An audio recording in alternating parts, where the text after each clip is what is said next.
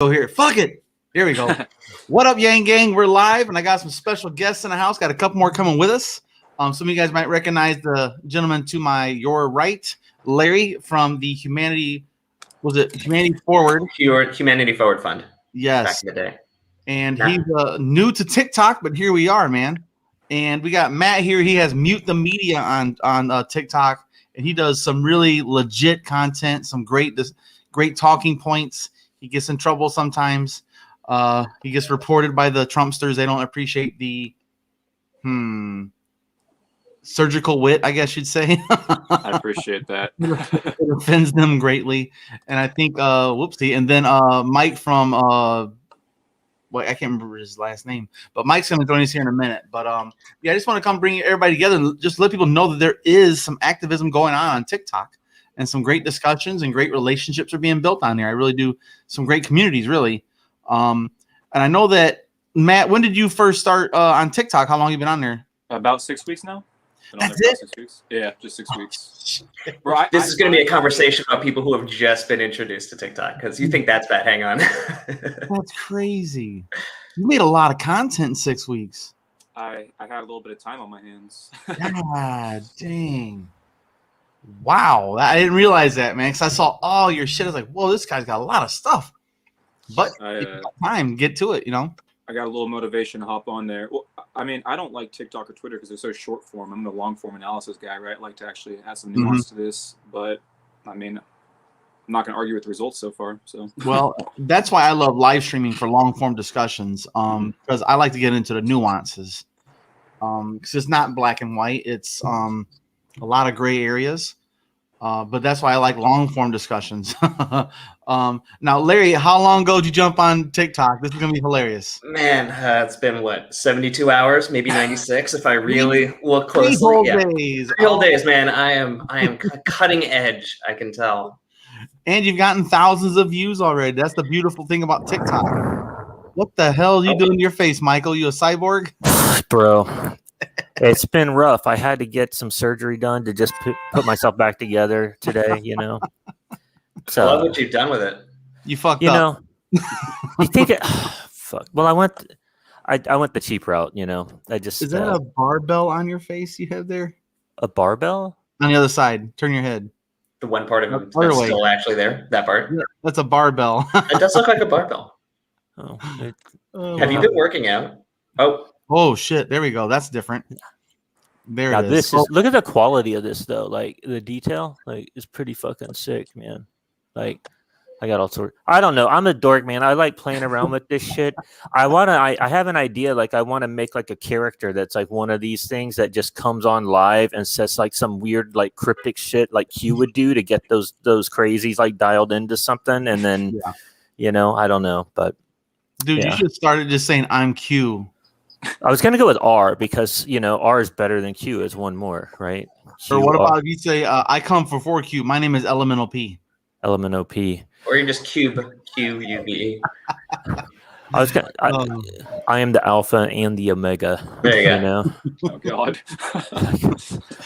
But yeah, so we got Larry in Southern California, you got Matt in Northern California, and we got Michael who is you're in Florida, that's right. That's right. It's basically Georgia. Yeah. It's the hell like MAGA country. We're the fascist breeding ground of future politicians. So you're the appendix of the southeast. Yeah. I told Matt one time if the rest of y'all could work it out and cut us off, like I'll ride the peninsula out off the coast a few miles and pull the plug, just take it down to the bottom of the Atlantic. This country needs a circumcision. We are the penis of the United States. Like literally, Florida is. We need a circumcision of Florida and a what do you call that? What do you call when you blow water up your ass? What do you call it? An enema. I thought you were going to go lobotomy, but you went worse. You went full enema in this world. This country could use an enema. That's the Joker reference. But yeah, man. So Matt's been on TikTok. Well, okay, let's start with Larry. He's the newest. 3 days, something like that. 4 days, 3 days. Been on there for a whole 6 months and making a shit ton of content. And Mike, how long have you been doing TikTok now? A few months, right? A few months, about 4 months, maybe. 5, yeah, something like that. Larry Cohen. I didn't see the Cohen part. Larry Cohen. What's up, Yes, Larry? yes, sir. You are Dude. the reason why I signed up. You were Thank you. additional sharing. That was very kind of you. No, I'm glad to help promote it, and I'll keep doing what I can for you. So that was a great video, man. Some of the clips, man, they are fucking just so precise with the language and the argument about, specifically the argument about the work that's not getting done is one that not many people have heard yet, and that was really resonating with people. So, no, thank you. Yeah, so actually, probably just to back up, so boys, so you understand what we're talking about. I created a YouTube video originally that took the words of an essay, a video essay that UBI advocate and writer Scott Santens had written for the site Fund for Humanity, and so he had written about how 2020 shows that UBI can't wait anymore. And I was inspired by that essay because I thought it was fantastic, as most of his writing really normally is. Yeah. And I wanted to put video components to it and give it some life, not just words on a page, but give it some visual context. So I spent the last couple months putting together a 10.5 minute, shortened down to about 9.5 minute video essay, taking what he'd written and try to put it in video form. And so I put it on YouTube, started to get a few views, which is nice. And then Michael, I guess he noticed that I wasn't on TikTok, and that was my mistake. So he saw the power of the video and he appreciated it. He took it, he spliced it up, added a UBI sort of tag right on the front so people could understand what it was about, put it online, and within 48 hours, one particular clip that focuses on the dignity of work and why work, what people would do if you have UBI, actually would people work or not work, and it dives into that, but uses a lot of pop culture references and different video clips. And I guess it resonated with people, and it got 30,000 views in about 48 hours. So that was pretty cool. And so, that's the reason why I'm like, oh, there's an audience for this. There's opportunity to educate and share interesting content. And hopefully that's what I'm going to be continuing to do. And I'm definitely bringing the idea of short form content to TikTok, because I think it's a real opportunity, because I'm used to long form too. I think a lot of us are like, give me the 10,000 word essays, give me the long deep dive. I want to read this, for an hour and feel like I've just been convinced. I've got it. This makes sense to me. But I think a lot of people want the short version. They want the abbreviated, get to the point, and make it witty and funny and clever and connected. So that's what I'm going to try and do.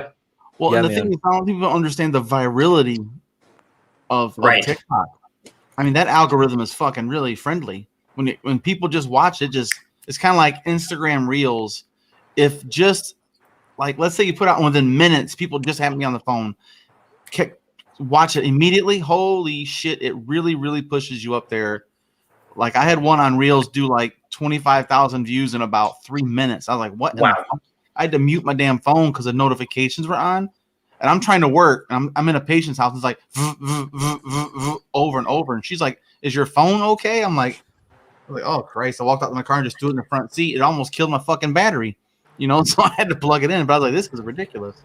But it's very viral, man, where it's taken me 2 years to get a couple thousand, 3,000 followers on fucking YouTube, because YouTube's an asshole. And they constantly throttle my shit, and I say fuck a lot, But that works on TikTok, like literally, like it does. It's, you want to be confrontational, like the kids are here for it, man. You gotta find a smart way to do it. I've realized though, because like I go hard in the fucking paint, right? Like I go hard in the paint. Like I'm coming for your neck. I'm not hiding it.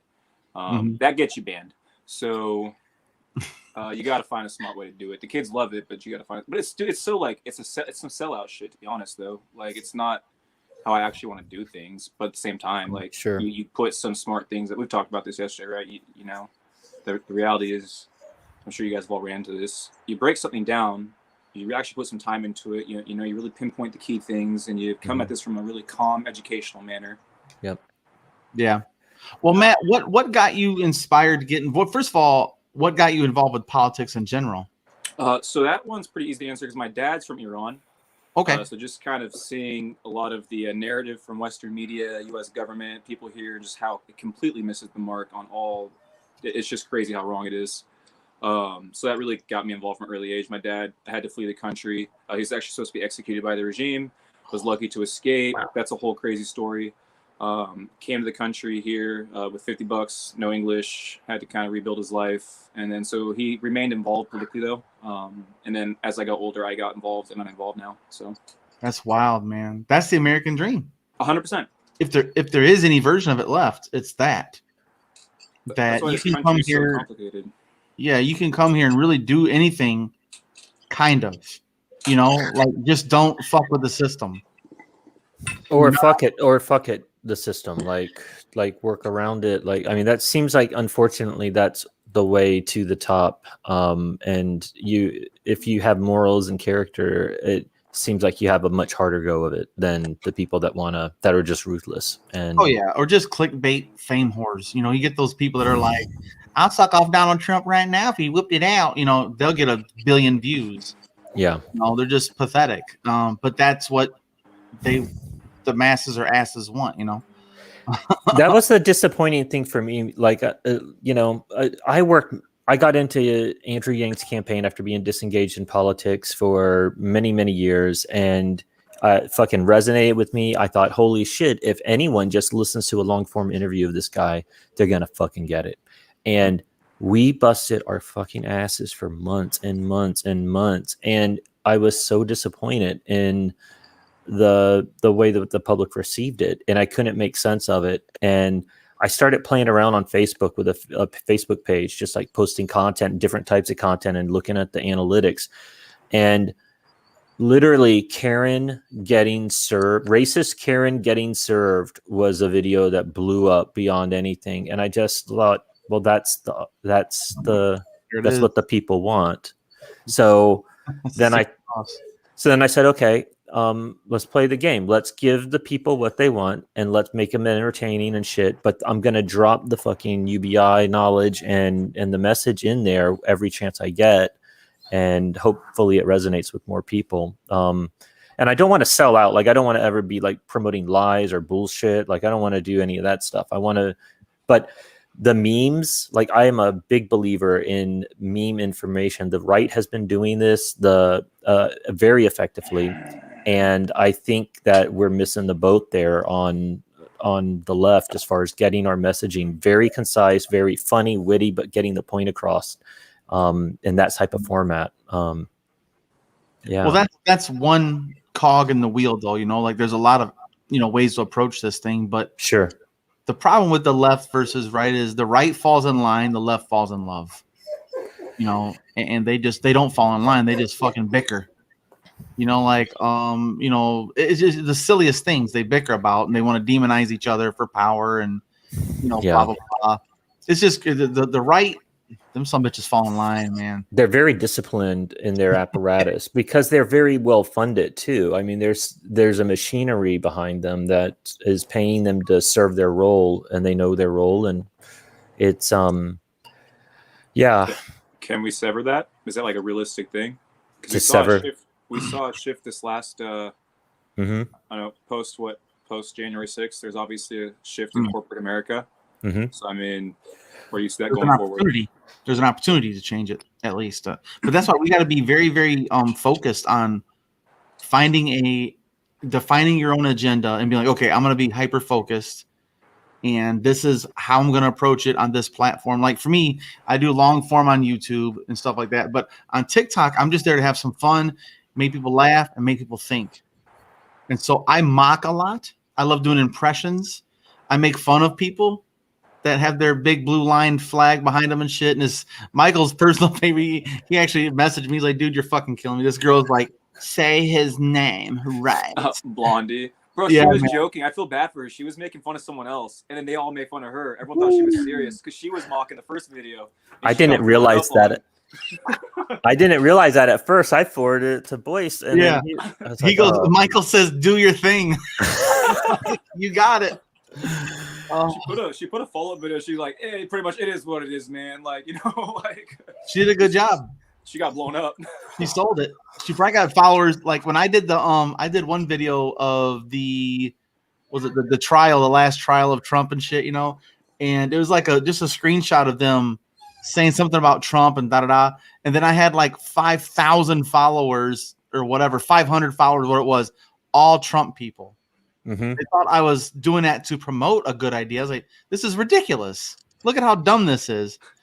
You know, I love it when they come at me on my comments. When they put me on MAGA TikTok, I love it. I like for them to keep me there as long as possible because I just eat them all up and I make my point. I use them for content and it and the thing is that the people that are my real like followers, they love me. They love watching me fucking like light into them with facts, and I like to, you know. Yeah, so for me, it's just a fun place to be, and I can just be silly and say stupid shit too. And I got more views for like freaking out because one of the videos scared the shit out of me about an alligator. That got a shit ton of views. Like, oh shit, there's an alligator, and that got a bunch of views. I'm like, what the fuck? Yeah, there was some. It's a weird thing. I think that we can really use the platform though to promote the long form interviews as well. Like I think you started doing that, Boyce. Where on the Trickle Up, I did. Yeah, I really liked, and I think I got a lot. Like I did a stitch to one of yours, and that blew up a little bit. And so I think that there's definitely potential to leverage the way that TikTok pushes content and to bring people into your longer form, more you know. Yeah, it's a balancing act, you know. It's hard to say, okay, here's a clip of a video, and it's a careful relationship. Say, I'm only doing this to get you to go here, versus I'm doing this to give you some information. Yeah, to bring value, not just pander for views on a different platform. Yeah. So that's the tough. That's why I just do clips. I don't say nothing. I don't ask for nothing. I say, check out the full thing on YouTube and leave it at that, and just be. I'm just there to promote. That's it. I'm just there to promote and make clips for that channel. But yeah, man, it's kind of wild, man. Matt, have you like volunteered for campaigns or anything like that in the past? Nothing here. The only real stuff I've done specifically is I work with it's called OIAC, the Organization of Iranian American Communities. And then we support the NCRI, the U.S. division, and then the international division through demonstrations, trying to promote certain legislation, petitions with community members, religious leaders. We'll work with certain organizations, annual events, maybe hold seminars. I personally, at this point, I kind of help and write and edit in some capacity. I donate some time to them. So yeah, just in that sense, really hyper focused on Iran when it comes to them, and they're really trying to promote this really bipartisan message right now that I don't support, actually, given the conditions right now. So because it's kind of how they've always operated, as because it's smart, right? You got to work with everyone, right? But to me, I'm like, you can't work with everyone right now. There's some people we shouldn't be working with. What do you think about the Biden's policy that they're going to try and get out and hand it over to Iran to regulate the Middle East in regards to Afghanistan and Russia? You ain't a fan of that either, are you? Nah, man. It's like one of the actually really shitty things was that Donald Trump, if I was a one issue voter, it'd be Iran probably, Iran or the environment, I imagine. And Donald Trump would have probably been, he's my guy when it comes to Iran. It's like really sick to say.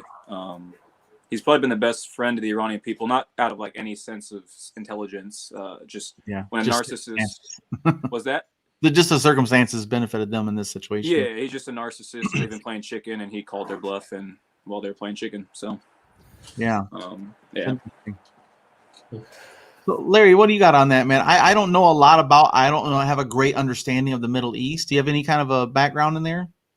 Myself, no. Yeah. I mean, I'm Jewish, and so I have ties to Israel. I have friends. I've been to Israel part of birthright, and it's been a meaningful experience, but I am in no way, shape, or form an expert in Middle East policy. So I'm always interested in hearing people's opinions, because I think you can go to Israel and you can get you can hear a lot of different opinions. And I think, at least when I went there a number of years ago, so I'm always interested in learning a lot of different sides, because it's obviously it's a complicated issue and it's been around a long, long time. So I try to not, I mean, I have my own particular preferences, whether we talk about two-state solution or things like that, just in that region, but warring countries and I think the part that strikes me is just the generational aspect of it, which is like the battles that our grandparents, the great grandparents, and then the parents, and it's like passed on to the kids. And it's like, how do you sever the past, the historical injustices that have been done, and you can adopt them and understand them and process them. How do you do that for an entire country, right? Or several countries, all in the same region, especially when it's something as core as religion? So, I mean, it's just an incredibly complicated situation. Not that I know to get an answer to it. I think it's hard for Americans to understand the separation of church and state that doesn't exist in some countries, where it's just like, this is. It doesn't exist here. Yeah, No. Well, honest, yes, but they're I feel you. actually intertwined. It's like there's no way in hell you can change their politics without changing their views on religion, which is fucking impossible. But for me, like foreign, yeah, go ahead, Matt. So sorry to interrupt. That's actually what's interesting about the group, the NCRI. They have their own interpretation of Islam, and it's a democratic, free, secular, non-nuclear Iran. Like that's the core standpoint. The leaders, Barry and Rajavi, and they're actually an all-female group at the leadership level. It's all women. Of course, there's men who occupy. Yeah, because the optics, they want to challenge the assumptions and things like that. So sorry, I just kind of want to insert that there because to your point, you're talking about secularism, you know, and all this. So. Well, for me, I feel totally exposed and naked when it comes to dealing with foreign policy. I was in the military, but I didn't know my ass from the hole in the ground. I was just some dumbass kid that wanted to get out of poverty. And I went to the military to get a universal basic income and unconditional health care for 4 years. And guess what? I turned my fucking life around. Go figure. That a lot of people have a good outcome from the military service. Yeah, absolutely. But that's the thing, though. In this fucking country, you have to write a blank check that could cost you your fucking life to get out of poverty. Yeah. If you're not good at sports, you're not a whiz kid, you're not going to college for free, and your parents don't have money, what's your choices? Hustle or get the fuck out of Dodge. Right. Those are your options. Hustle or Dodge. That's it. And so I got the fuck out of Dodge. I lost my scholarships and shit from running. I blew out my knee and it was over. I was like, fuck, now what? You know? Yeah. But yeah, so that's kind of a new thing. I'm trying to work on a video on that to say, you know, if everyone, like some people, I want to challenge conservative point of view and say, do you think everyone should serve in the military for 4 years? And I say, of course, yes. It's a great experience. That's right. Yeah. I agree. Yeah. Because they get universal health care and universal basic income. It's a great policy. Why don't we do it for everybody? Let's not make people go to war and get shot at or be tortured and mentally fucked. Or like have a different definition of what is serving. What does serving your country look like? Exactly. Really evolved in a bit. We're all serving this country in one way or another. We're all participants in the economy and in our society. Mm-hmm. That's enough. You're a human. We value you as a human being. You don't have to be a member of the workforce to have value. You're a human. Yeah, Pete Buttigieg was running on that during. What was his? I know. Buttigieg. Buttigieg. I don't forgive me. It's close. Yeah. You know what? I just stick to Mayor Pete, bro. Avoid all. Yeah.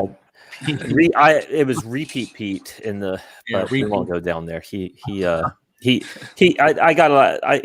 I dropped my hatred for him when he got on Fox News and owned their fucking anchors. I said, all right. I was like, all right, man.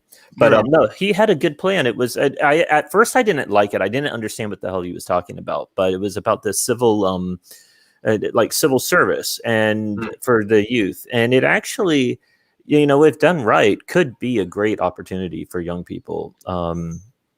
As an alternative to the military, you know, going overseas. Expanding AmeriCorps, having it more, so having a domestic arm that really reaches communities that are impacted. Could use the help right now where we could put resources and meaningful dollars toward? Yeah, absolutely. Yeah. Hey, who's phony truth here? Who is this? Your camera's not on. Oh, my bad. His camera's on. It's just a little dark. Phony truth. Yeah. Who are you on TikTok with your hand? Is this Namandi? I'm also phony truth. Consistent, son. What's going on, man? Who are you? Who are you, man? I know you. So, I mean, I don't know you in person. I follow whoever Resists for Humanity is on TikTok, and I fuck with. Okay. I'm just trying to figure out who you are, man. Yeah. What's your name on TikTok? Because I just sent out I was just sending the invite. Yeah, you pinged me. You sent the message to me. My name is Phony Truth on there. Is it? Okay. Yeah, I see him here. Yep. I gotta see the fucking profile. Cause welcome in, man. Welcome in. Yeah, man. Yeah, so, how long you been on interrogation? Right. Phony Truth, you're Get the fuck. fuck I outta know. here, bro. Who is this Phony guy? Truth. This dude, he's doing some interesting shit, dude. He is making an open source AI like driving. Go, dude, you tell him please, because Yeah, don't ask the robot to wish explain things. I wish I could take credit for it, honestly, but the guy who originally jailbroke the first iPhone and made news for that, named George Hotz, okay. he created this open source software called Open Pilot, and essentially think of it like autopilot in a Tesla, but working with 31 or more different manufacturers, and it's all open source and shit. So that's what he's talking about. I have a couple of videos of that. Okay, so it's the Android of self-driving vehicles. Boom. That's exactly how he describes it. He says if Tesla iPhone is is the fucking Tesla, Apple.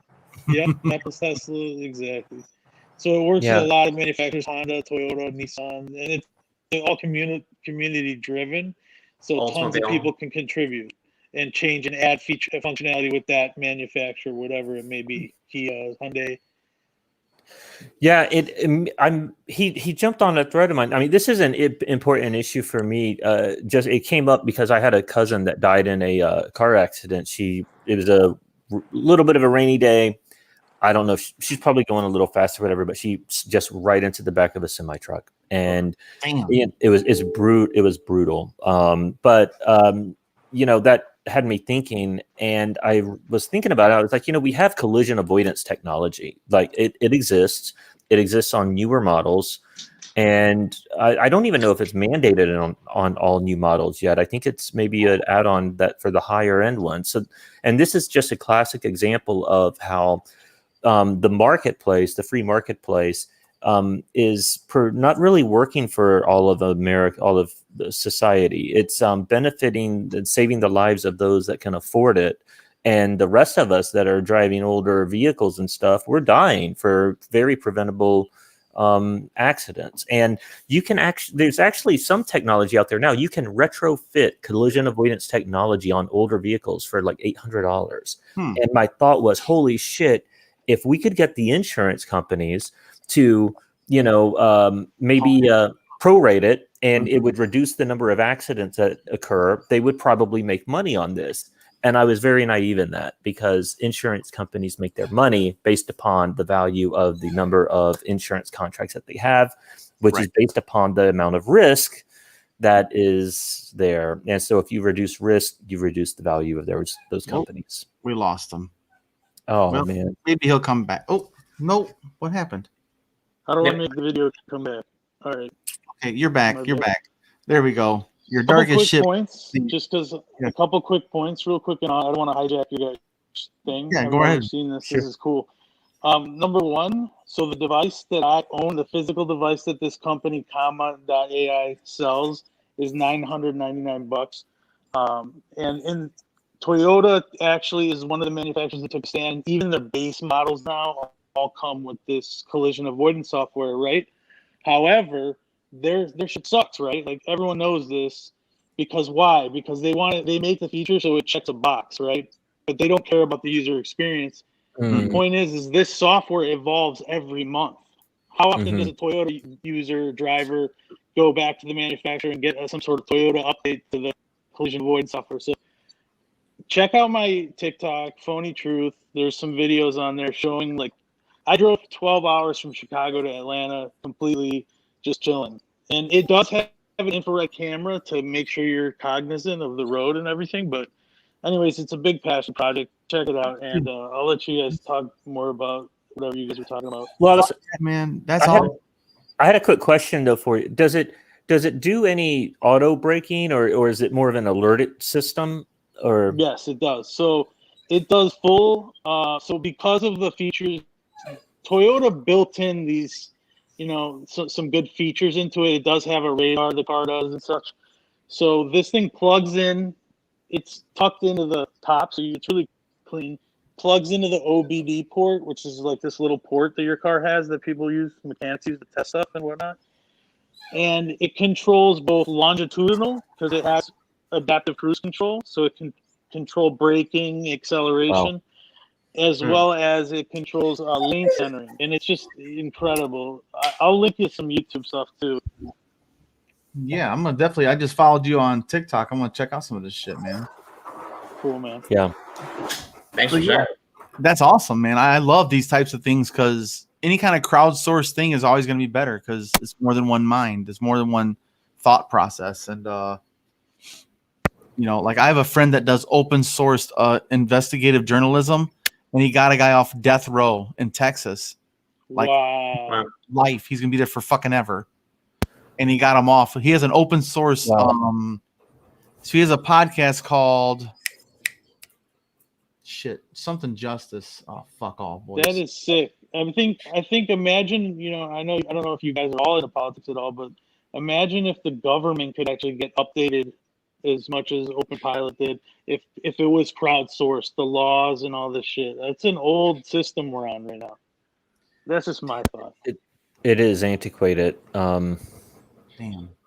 Yeah. Yeah, tell me what that podcast is. I love podcasts. Okay. I just found it's called Truth and Justice with Bob Ruff. Sick. He lives like 45 minutes from me, and this guy used to be the chief of the fire department. And he got tired of their bullshit politics. He goes, "Fuck you guys. I'm out of here." So he quit his job, but luckily he had started a podcast about one of the most popular podcasts out there. It's called Serial. Mm-hmm. And so he made a fan podcast. It's called like something else. It had Serial in the name. And it was about their show. So he got bigger than their fucking podcast. And so they had a cease and desist order and says, "Bitch, stop using our stuff. You're getting rich off of us." So he goes, "Fine, then I'll change it. It's Truth and Justice." So he changes it to Truth and Justice. And he does crowdsourcing on his website. So when they pick up a new one, like right now they're investigating, were they on season 10? 10. Yeah, he's done 10 seasons, man. Let's see here. Dude, that is insane. That is awesome. So everyone kind of does some dig. Yeah, there's a lady named Jennifer. Wait, who was it? Let me go to the details. So right now they're investigating. They have a host. Legend of Korra. Oh, this TV is. show? But yeah, so they investigate wrongful death convictions. They think it is. They look into they do a broad strokes. They go, you know what? There's some fuckery going on here.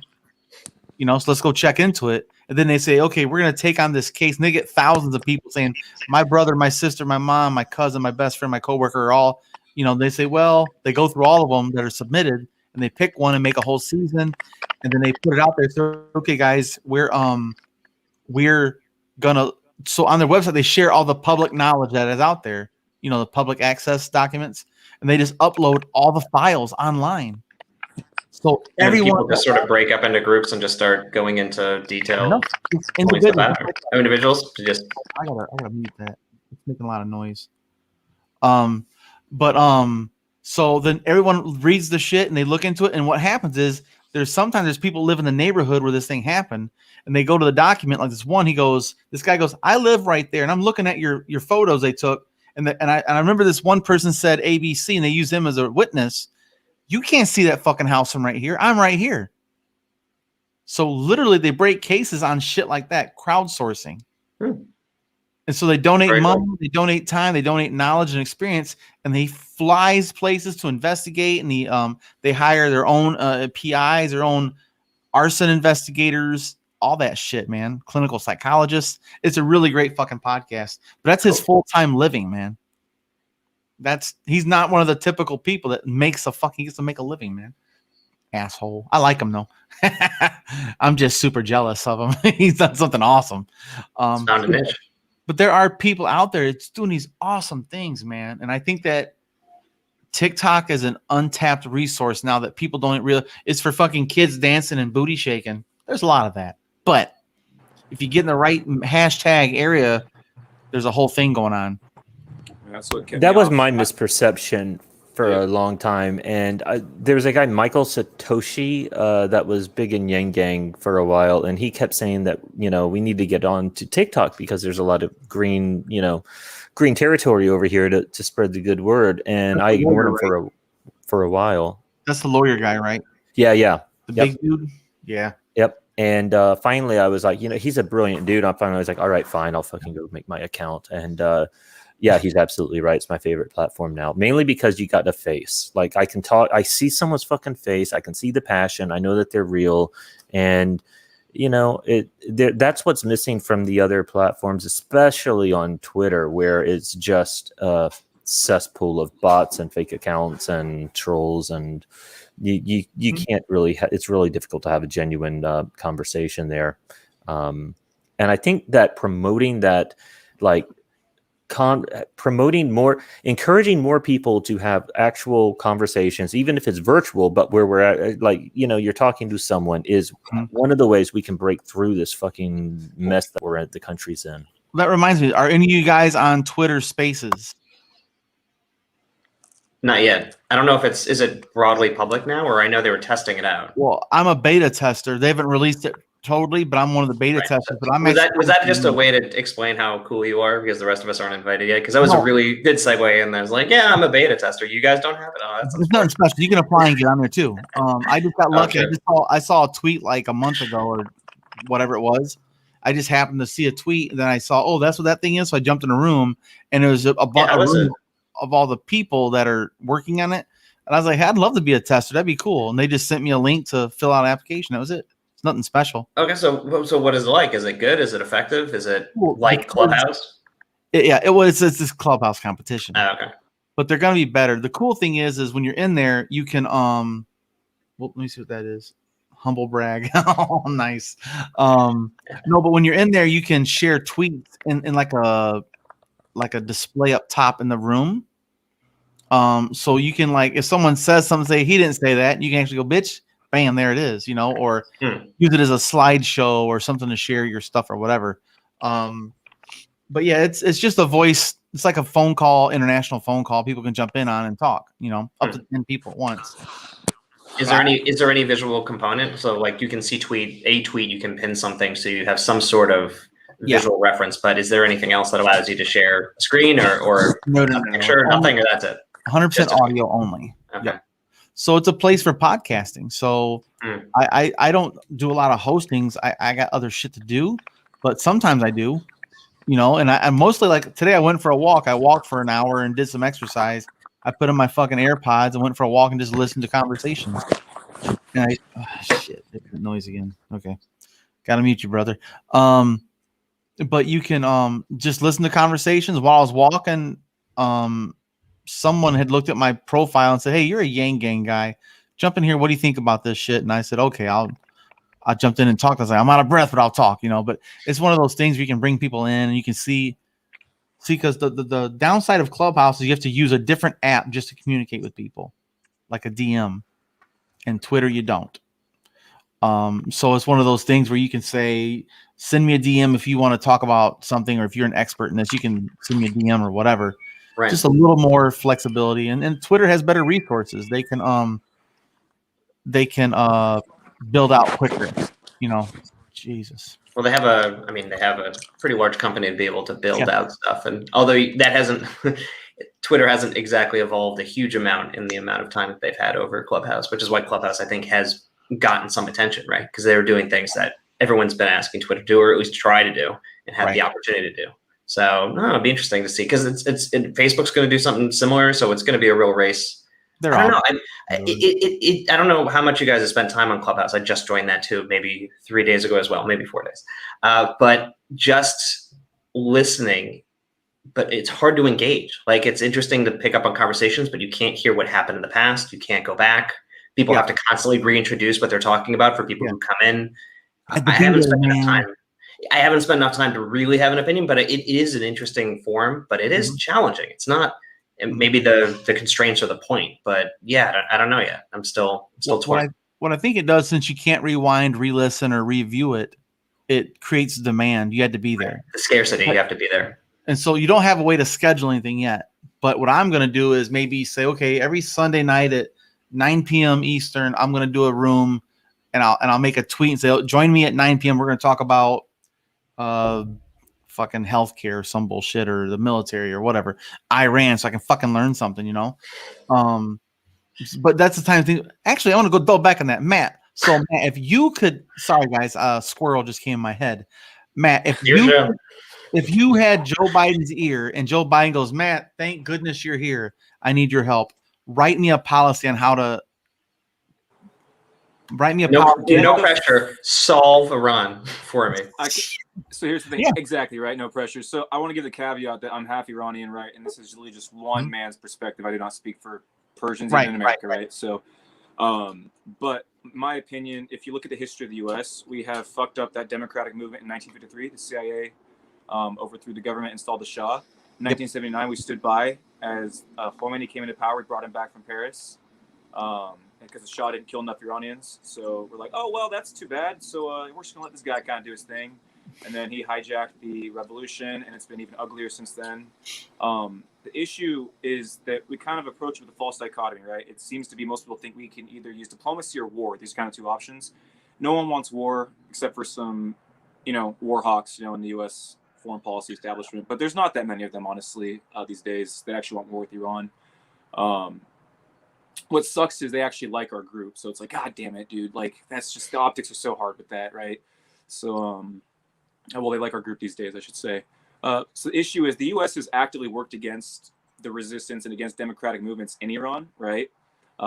Diplomacy doesn't work because the regime itself is inherently wicked. They don't respect borders. Like, if the U.S. were to get out of the Middle East, because we are so much the problem there, let's say we got out of there, all right, they would just target Saudi Arabia or Israel or whoever the fuck else they want to. They don't, it's not, we make it really convenient for them. We make it really convenient for them, but the ideology is a big issue. So what I'd like to see is stop nuclear deals, stop bullshit appeasement. It's a farce. They utilize diplomatic channels as springboards for terrorism. Like, their diplomats are like behind terrorist attacks, things of that nature. For example, check out the case that just went down in Belgium. You guys go look it up. 2 years ago, actually, at the event I was at in Paris, they tried to bomb the event. There was 100,000 people there almost. And it is never actually going to happen. I mean, intelligence from a few countries were on top of it. So that kind of makes it sound a little more dramatic than it was. But I mean, they actually tried, right? You got a diplomat out of Vienna. There's 3 others involved. I mean, you got kids there. It's like everyone. I mean, you got people from all across the world. It's pretty fucked up, right? But this is how the regime operates. And so this whole idea of how you can't, it's offering them diplomacy to me is like offering Donald Trump an election. It's just nonsense. You don't understand the variables at play, and you'll never find a solution that way. Obviously, with that being said, I support sanctions. The most brutal part about sanctions is that hurts the Iranian people. Yeah, so I'm anti-sanctions because it hurts immediately. It immediately hurts the people. But here's why I'm kind of, it's easy for me to say I'm not there. I'm not feeling the pinch myself. So that's why I hesitate to even say this shit, because it's like so fucking easy for me to say. I get kind of shaky even thinking about it. But like, the reality is, as conditions get worse, the regime doubles down on foreign aggression, on proxy wars, on terrorism. The IRGC has approximately 70 to 90% of a hand in the economy. Depends on who you ask. I've seen estimates as low as even 60%. So I kind of just say about 70% to be safe. But they have a huge hand in their economy, right? So any kind of cash flow, any kind of increase, any kind of stability as a result of the nuclear deal legitimizes them and increases the IRGC's cash flow, which just increases the aggression and hurts everyone in the region, right? So long story short, just to kind of wrap this up, because I can do this for a while. The U.S. needs to get out of the way. I don't want the U.S. to do anything, honestly. I just want us to get out of the way, let the Iranian people handle the situation, quit bullshit diplomacy, maintain sanctions, and don't support the regime and don't hurt us. That's kind of what I would ask. We need to stop. Can I ask you? Yeah, go ahead. Oh, go ahead. Sorry. No, I'm okay. I was There's just a lot to unpack there. So yeah, go ahead. Okay. So, what makes you think that it's justifiable for the U.S. to have sanctions on Iran? Like, what are they doing that's justifying that? So, for example, we can look at the human rights abuses. For example, they've killed hundreds of thousands of Iranians. Just look, if you don't fit exactly within what the religion wants you to do, you're subject to stoning, vicious beatings. This is an incredibly, I cannot understate this. Just in 1988 alone, they killed 300,000 Iranians, many who'd been arrested as minors. Whoa! No one really talks about that. All right. This is. You said in 1 year. 88. In one 3 month span, in one summer, they killed 30,000 Iranians. 1988. Wowzers! What's the source for that? That would be Okay, if you want, I can hit you up with some literature on it. So the Iranian resistance, we literally have like pictures of the graves. We have all the graves. We have the families. Like we can go through all this. So like we have. Are you Iranian? Yeah, I'm half Iranian. Yeah. Oh, hey Matt, could you So, share a So link? am I. I work with the NCRI. Nice, man. What up, dude? So yeah, so I work with the Iranian resistance. So OYAC, for example, the Iranian Organization Iranian American Communities, for example. So we support the MEK, and we try to highlight legislation, for example, that we think would make it more difficult on the regime. Legislation that raises awareness about the regime. That being said, the MEK is a super controversial group. Like super controversial group. If you look back to the 60s, They're considered a terrorist group by all means, by most establishment. Was that? They're considered a terrorist group by the international community. No, they're not. So actually, in the 1990s, when the Clinton administration wanted to bring the regime to the table for diplomacy, one of the preconditions from the regime was to list them as a terrorist group, actually. And then, of course, the propaganda to support that decision was pretty vicious. If you look at a court case in Germany, for example, we won a defamation case about all this, for example. If you look at the 2012 case, we actually sued the State Department and we won. We were taken off the list. So it's really helpful to understand the actual substance at play here. So. God, I don't know shit, man. So Good. I think we're getting lost in the weeds a little bit. I think if you look at the greater picture, there's two standards in the world, okay? There's the U.S. standard where we can do all of what you said and worse and more to the rest 100%. of the world if they don't accept our hegemony. And then there's the standard we hold Iran against, even so we don't allow them to have nuclear power when we know Israel has nuclear weapons and that we have nuclear weapons. Double standards like that are transparent and they're unjust, and that's why you're going to face resistance against it. And I'm not a fan of the regime. My grandfather worked for the CIA, and he was also the head of National Iranian Radio and Television. So he worked directly with the Shah, and I have photos of him with the Shah. But I will say, the Shah was a puppet, and the world and the populations of the world are sick of the U.S. being, so conducive during the supporting of dictatorships. But when you have a country that the majority of people choose to live in that way, then why does that give us the right to impose any type of will? They have sovereignty. They can choose their own destiny. Let me pause you right there, because I was with you the whole way. You just got something fundamentally wrong there. Oh, go ahead. These are not conditions that the Iranian people want. The whole time you were correct, by the way. The whole time, U.S. foreign policy, what the U.S. does, the double standard, and how what we do to Iran, for example, and what we've done to Shah as a puppet. You're 100% correct. Shah was a puppet to these things. It's just the Iranian people don't support the regime, my dude. Just in the last 2 years, the regime right. killed And so who's it up protesters. to change that? The Iranian people. Who's it up to change that? Exactly. The Iranian people. Not us. Exactly right. Right. That's why the whole message was, I want us to get out of the way. Remember that part? It's essential. I know I'm the dick sometimes, but it's really you can't be getting out of the message. way if you're withholding them from having fair trade with the rest of the world. That's fair. So if you it comes to understand the what I whole mean? thing, then I'm cool. Then I'm cool with that. If the U.S. was to completely get out of the way, then fine, sanctions too, everything. Yeah, But then also give the MEK back their guns, and then let the MEK do their thing. Also, fair is fair, right? So if we're gonna get out of the regime's way, get out of the MEK's way. I think it goes both ways. Whenever I see resisting humanity's videos, I think about all the money we're wasting thinking about Iran and all these other countries that are literally further away than you can imagine.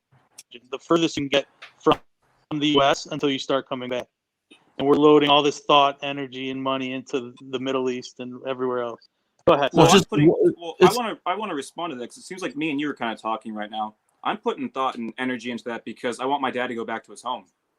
So that's why I put energy into it. And your dad's dead upon arrival right now, right? Yeah, 100%. I'd be dead upon arrival. So, damn. And that's the same for me and my family, because we're in a textbook about how we were spies for the Americans, and so I can't go visit, and my father can't go visit. So I'm doing that's how it is. I feel you, but what I feel even more so is that they got to come to whatever they got to come to on their own, and it's got to be organic. And the U.S. needs to stop contributing so much effort and energy and money into the CIA, which is the only organization in the U.S. devoted to breaking international law. I agree with agree. that. I mean, 100% literally spying on people is illegal. 100% There was, agree with there was that. Anyways. we had an interesting comment the other night about Yemen and Saudi Arabia, and I looked into that after that, and holy shit, with the sanctions that we're doing there is extremely like What are they? I have no idea, dude. What are So they? you got the Houthi rebels there that is the Iranian proxy force. Yeah, I've heard that. And Yeah. dude, the Saudi Arabian blockade is fucking vicious. It is vicious. I think, and if you looked into this resist, it's like 70 to 80% of the population needs humanitarian aid of some form. yeah. And they've got tankers. They've got all sorts of ships, cargo ships with supplies and fuel and medical, and they're That just was sitting off the coast. The U.S., Saudi Arabia, and Iran's hands, the regimes. That's all. It's what we've done to Yemen's terrible.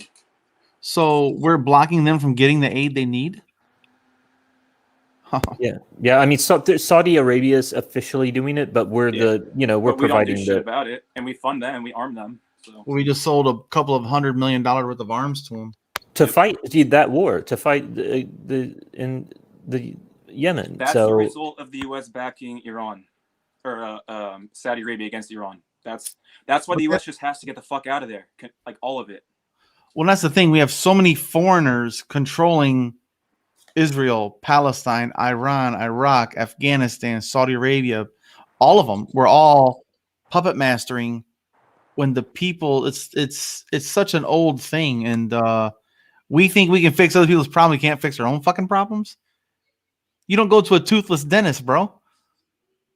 You know, you go to a dentist with nice fucking teeth. that's my problem. No. You go to the dentist who's being treated by the dentist with nice teeth, because I don't know how many dentists can operate on themselves. 100%. Who does the dentist go to? 100%. Right. But the last thing, and so to Phony Truth's a great point. We're both have ties to Iran, and we seem to disagree somewhat, right? I think the overarching point we probably agree, but when you get to kind of the nuance of it, there's obviously some disagreement, right? Mm-hmm. But that's the whole point. Like, even like I would consider myself a relative expert juxtaposed to most Americans. But when you look at how complex this shit is, I don't fucking know shit still.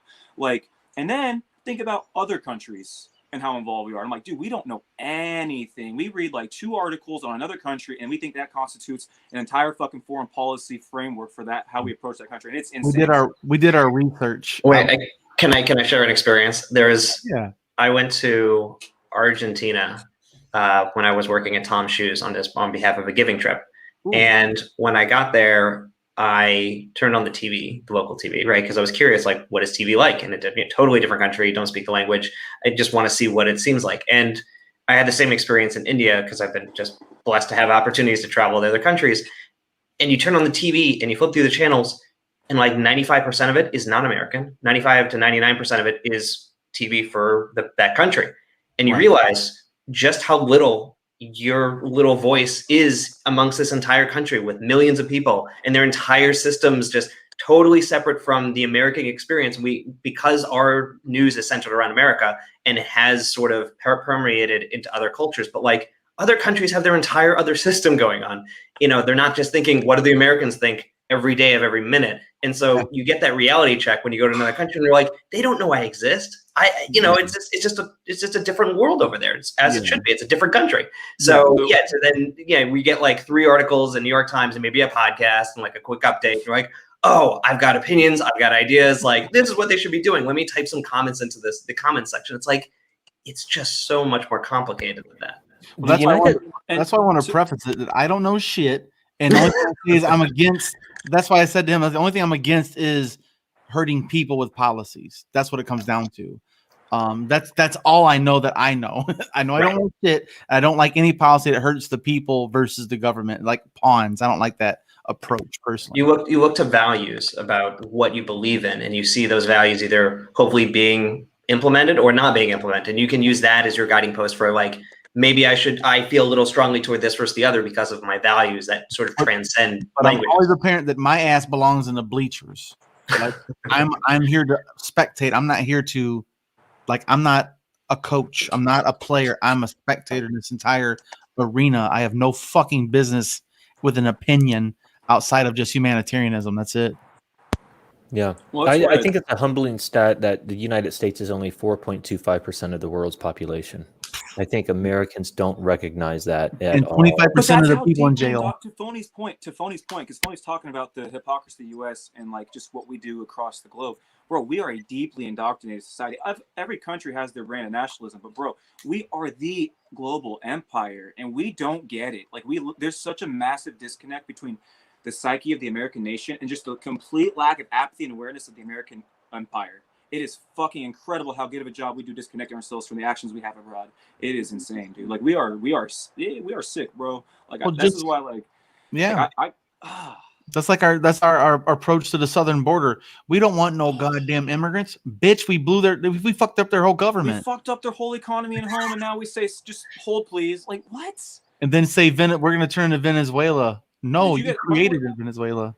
Aren't they supposed to, I think minors are supposed to be released after 72 hours, right? Some are being held as long as like 10, 11 days, dude. I think it's got something to do. Now I was reading up on this. I do have a real fucking problem down there. And yeah, at the check border. me on this, by the way. I could be wrong on that. So. No, I just mean like it is up to 10 days.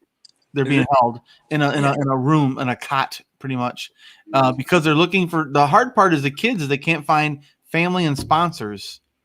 That because some of them can't speak it at all, and they don't know who the fuck they're looking for. They just know their name. Did you see where? Is it good faith effort, but just completely like negligent in how we're handling it, essentially, or is it like we just?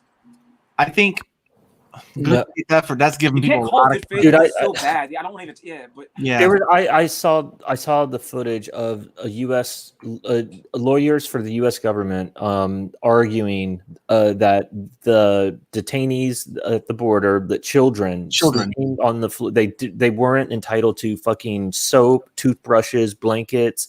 The lights were left on 24/7. It was fucking, and they were arguing this shit before a judge, and the judge, thankfully, the judge was like, "Are you're seriously arguing this is Oh, this was like last summer, I think. It was like pretty recently. That was ugly as fuck. Well, that's Trump's fucking cronies down there, man. Like trying to demonize this people. is both sides, though. We've been doing this shit at the border for decades. Oh yeah. I'm just saying the one that happened last year, and that's it. Because that's directly traced back to DHS Chad Wolf, who was unconstitutionally put in a position. He was the one behind Portland and all that shit. Like Chad Wolf's a motherfucker. I'll say it for you. It's okay. It's a podcast. It's make myself less banned. You can't get banned on my channel. Beautiful. You're good to go. Since when? That's the problem I have, though. Is like we have the United States ideals, the ideals in the Constitution, and the ideals that we are indoctrinated with as children. They're not fucking real at all. Like we have treated our own people and people of other countries all around the world like absolute just it's all pawns on our international chess table. Bro, starts with manifest destiny. What the fuck? Divine right to expand across land? Go. Since it don't matter, go fuck yourselves. That's some bullshit. All right. There you go. Let it fly here, baby. Supreme. And then what they teach us about Martin Luther King? Oh, he ended racism. Forget the fact that 74% of you motherfuckers didn't like him and you assassinated him. Yeah, he ended racism. Like, oh my god. Yeah, dude, it's fucking crazy.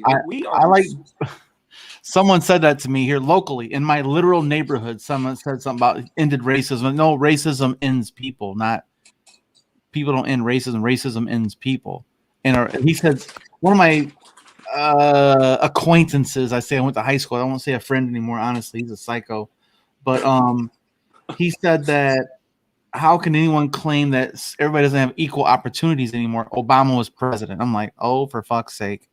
I said, okay, I'll give you 3 minutes of my life right now. I'm going to donate 3 minutes of my life at a gas station when I'm trying to get fucking gas, you know? But it was because I have a Black Lives Matter hoodie with all the names on the fist and shit. And he's like, dude, what you wearing that for? You ain't even black. I'm like, uh-huh. I was like, but what does that got to do anything? Like, Black lives should matter. And he goes, well, you support Black Lives Matter. I said, no, I'm saying Black lives should matter. And he's like, well, all lives should matter. I was like, fuck. Where do you start there? It's to go all the way to the beginning. I'm like, so you can't say all lives should matter without including the Black lives that are being snuffed out by our police and our criminal justice system. the cash bail system, and like, do I really need to explain the entire? I was like, here's a Netflix documentary. Go watch this motherfucker, then come talk to me about it. There's a simple way to circumvent this that I found a few months ago that has had a pretty high success rate, actually. Like, it fails, obviously. It has to be someone who's somewhat genuine. If someone approaches you, because, like, I'm assuming we're all somewhat opinion leaders in our kind of bubbles in some way. And so if someone comes to you asking some questions, that means they're already kind of on shaky ground, right? If they're already asking the questions themselves, right? And I found that I just kind of ask. So basically, I always say, if you don't believe in systemic racism, you're automatically a racist. And I say it on purpose like that. Say, oh, no. I'm like, and I say, hear me out.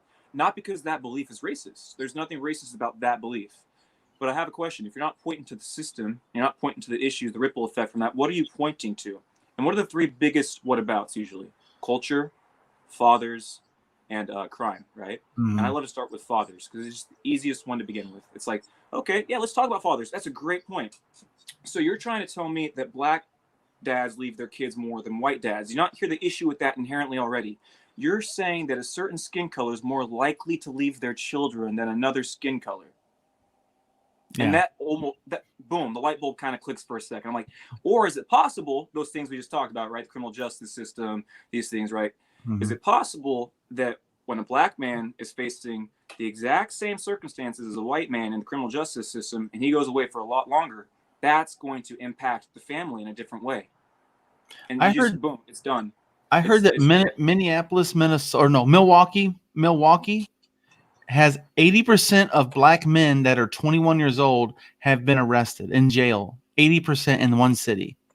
That's the highest. That department's got to go. That department has to go. 80%. That's where the one guy got shot in the car.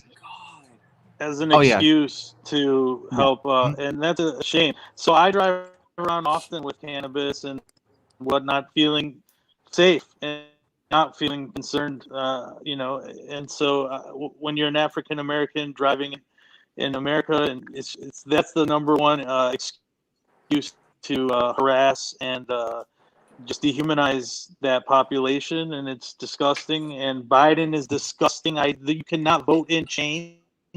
Biden sucks. Trump sucks even worse. It's two sides of the same coin. You cannot, until you get money out of politics, it is worthless completely. And so anyways, they need to, so you obviously know about the people that got let go of because they smoked marijuana or cannabis previously in their lives. It's a total hypocrisy. It's a charade. He's not making decisions anyway, Biden. He's owned. They're all owned. Come on. Who is the biggest donors? Let's take a look at who they're owned by. I'm done. Well, let's think about that whole policy about I smoked marijuana in the past. So I'm a healthcare worker. I can't use it. Rip. I figured it was appropriate. Yeah, man. I'm pro legalization of all possession of all drugs, the Portugal model, and penalize distributors of addictive ones like the pill pushers and the people that make heroin and put it on the street. They got to go and just squash the source of the pandemic. And this is a different type of it's a epidemic technically, but 100%. Squash the source, and then you will think about this. In jail, there's 40% of our inmates right now are for nonviolent drug offenses, possession charges of a substance that's legal in some of these states. So people in Michigan, I live in Michigan, 100% legal recreational. We still got fuckers in our state prison who are serving long sentences right now. Still, they got to be really scratching their heads right now. And also, can you imagine the anger? Look at fucking angry, bro. I had someone ask me, like, they came at me recently and said, how can you prove systemic racism exists, right? Look at Missouri mass vaccination sites. Okay, in the state of Missouri, they've got Jasper County. They've got 4 mass vaccination sites for COVID. St. Louis County has 1, and the population difference is St. Louis County has almost 1 million people. Jasper County has 120,000. It's kind of like voting districts too, It was Democratic and black is the difference. like almost 10 times the population.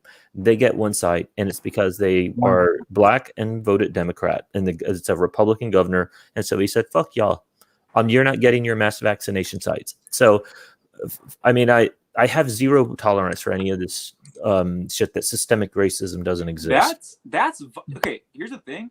To me, that's fucking violence. It is. It is harm. So since, and here's my issue. Here's my issue. The GOP, in my opinion, is acting in a way that is outright violent in many regards at this point. And I understand, and it goes back to the whole understanding the fucking variables at play. We're in a democracy which utilizes certain things to avoid exactly what they're doing. Yeah. And since it's no longer doing that, what is the solution moving forward is my issue, because everything I've been brought up to believe in has completely been shit on the last year. So my big problem is I'm a big constitutional kind of guy. Like, the Constitution is written. These are the reasons they did it for a reason, man. They were escaping what we have created right now. Think about that, guys. They left, risked their lives to come to a place they could steal property and murder people on, to take over, to colonize. And then they create a system to stay away from the oppression. And now here we are, full circle. We're doing it again, just in a different manner.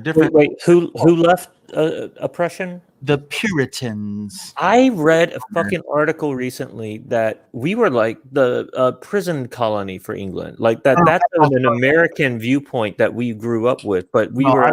That's Australia. Yeah, Australia was a penal colony. I heard that England treated us largely as that as well. I mean, I can believe it.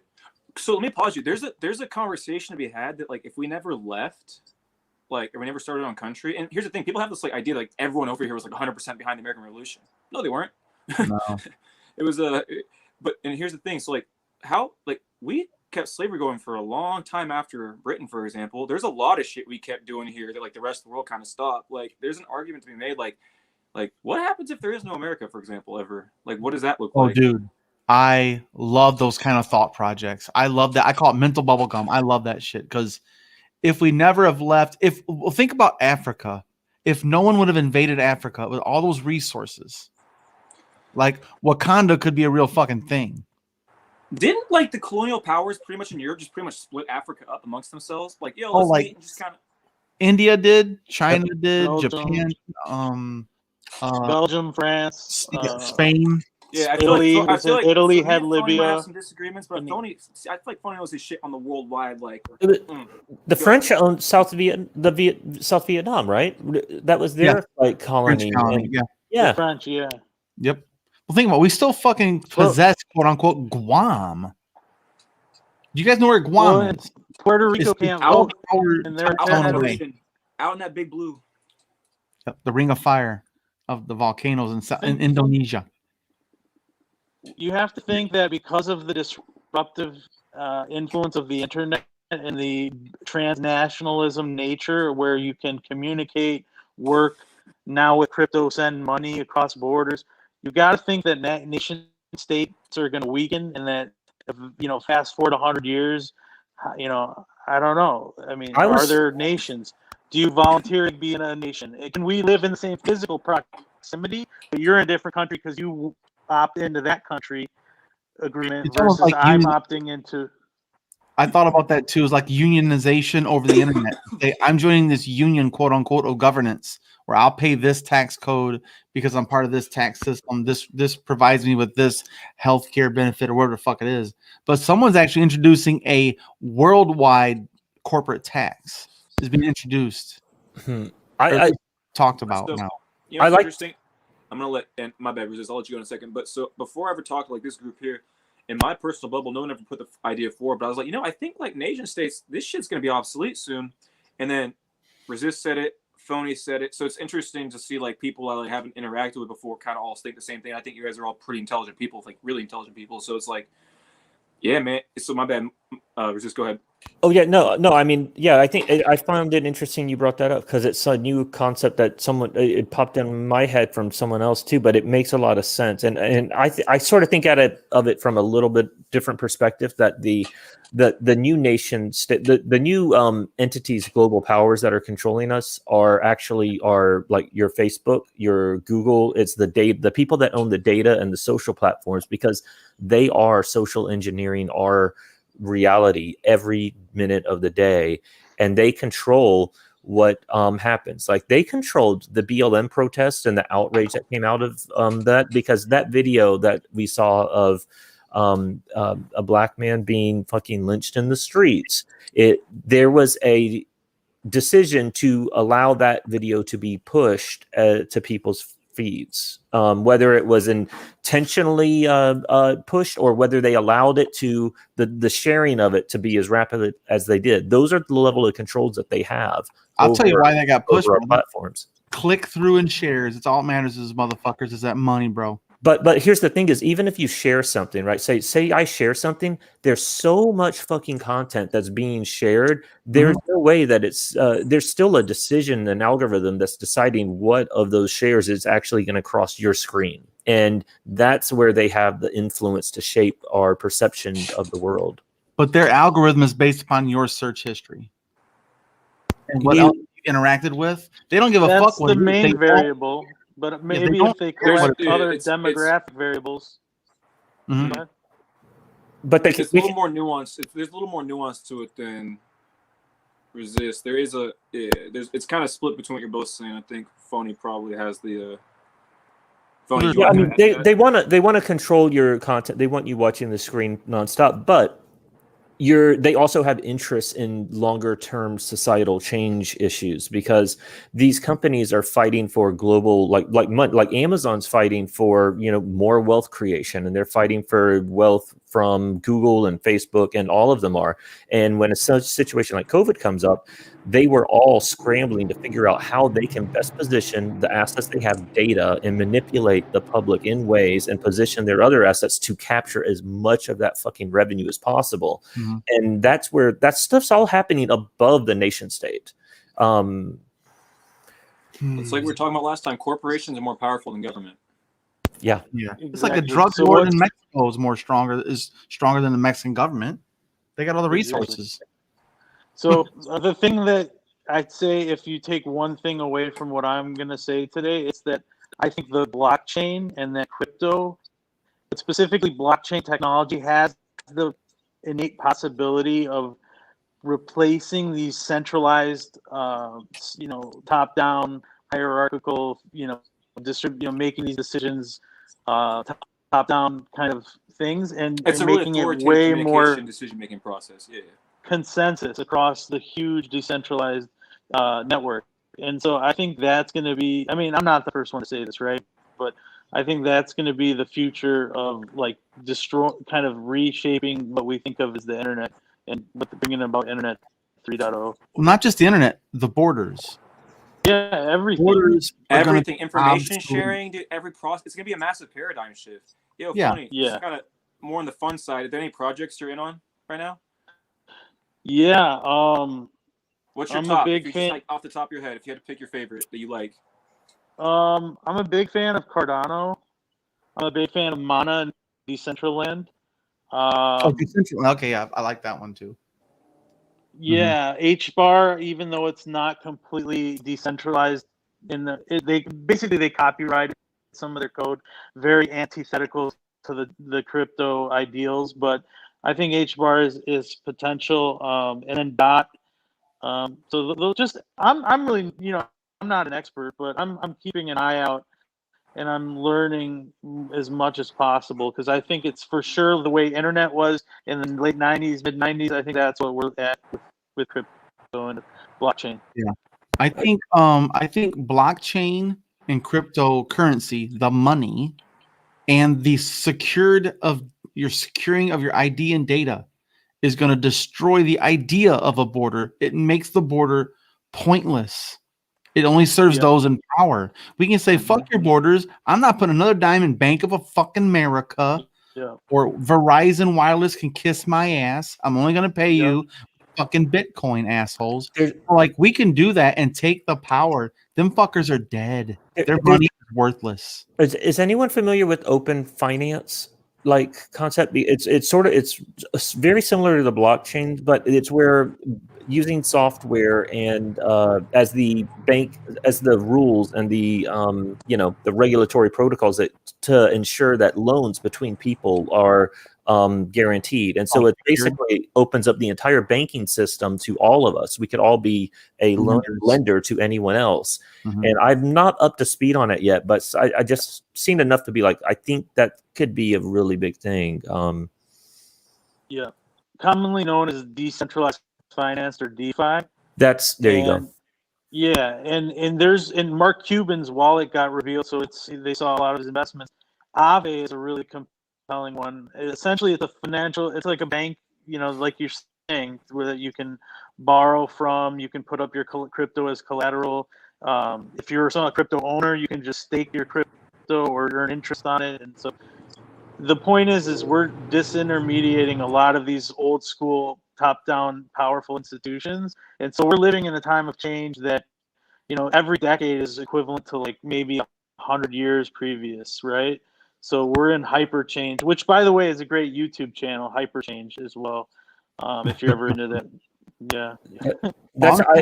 I love that concept. I've been telling people from the moment that the pandemic started, I was becoming acutely aware that we are living in a very a unique moment of history where we have the ability to change the course of humanity drastically, and it can go in many different directions based upon how we handle it. And I feel like that window is closing quickly, and we need to be acting fast. But this is, we still have time to really make a difference here. And I just don't know that enough people woke up.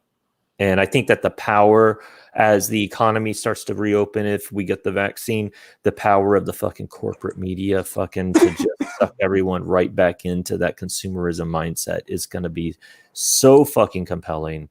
I don't know. I'm hoping people will join me in my minimalism over the past 6 years of what I don't need, I don't buy. Period. Yes. I have one thing on my wall. Literally, I'm going to show you guys. This is the only thing that I have on my wall. Oh, that light's kind of fucking it up. There it is. It's my whiteboard. It's my schedule. That's it. Yes, I have one on my wall as well. I have no on my wall. I have no pictures, no frames, no nothing. I got 2 things of Kakashi up on my wall because Naruto's the GOAT. Oh, Lordy. Very good. One thing I think is the future, too, is that I don't see how we can't have an open...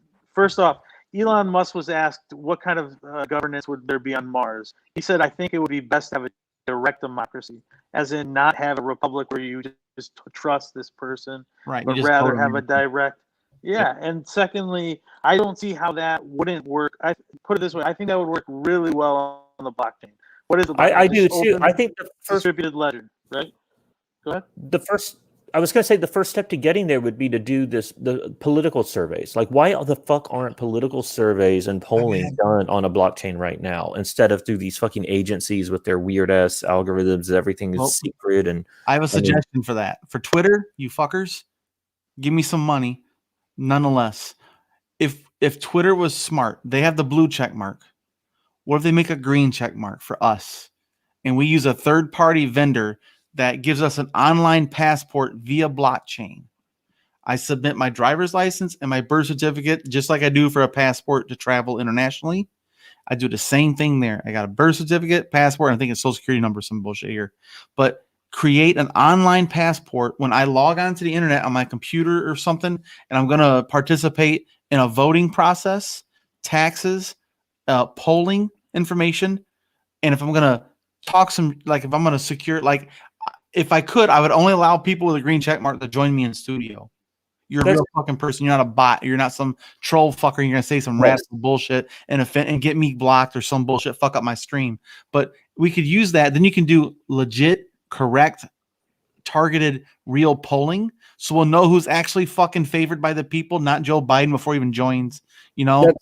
That needs to happen desperately, and beyond, just for the fact, just normal users. Like Twitter should have a check mark that I should be able to just take a photo of me holding an ID next to my face, and then give me a check mark that shows, yo, I'm a real person, and that should be available for everyone. That way, we can eliminate the fucking massive bot scams. But the problem with that is it can be faked, and you can have that shit stolen. Blockchain secures it. They cannot steal your identity that way. That's what I'm saying. It's got to be third-party blockchain secured identity, like a passport. If you just do a picture and shit, I can take your picture and that can be manipulated and hacked. Your phone can be hacked. This is I don't know. upon the shift. This is contingent upon blockchain making itself mainstream and become Yep. So we're not there yet. Own the blockchain, own the world. In a way. And wouldn't the Postal Service be the best if we were going to do a identity system, though, through the blockchain, and you needed verification? The Postal Service would make a lot of sense as far as verifying address. They visit every fucking physical address every day. So physical card, address in the mailbox. There's your ID. It's loaded into the blockchain. You can vote now remotely on your phone. You can, I would agree with that. If we don't end homeless before we start fucking blockchain, which I hope is not a real thing, but let's say there's actually homeless people still, I can see the post office being a physical address to secure ID if you don't have a property, a home to call. Homeless people need banking and representation. They don't have either. Yep. Because no one can profit off of them. They don't give a fuck about them. I don't understand what's so horrifying about allowing a human being out in the elements to have shelter. I don't know what is so fucking mind-blowing about that to some people. I know. They're so threatened. There's more houses than homeless people, 10 to 1. And they're and here's the dude. Yeah, man, this is the problem because it's such a sick fucking lack of empathy. It's it is. And you just want to treat them the way they treat other people. But you can't do that because we are civilized. Listen, no, we're fucking animals. We treat our family pets better than we treat our goddamn neighbor. Okay? We should treat our family pets well, by the way. We should treat creatures well. We're not fucking... Yeah.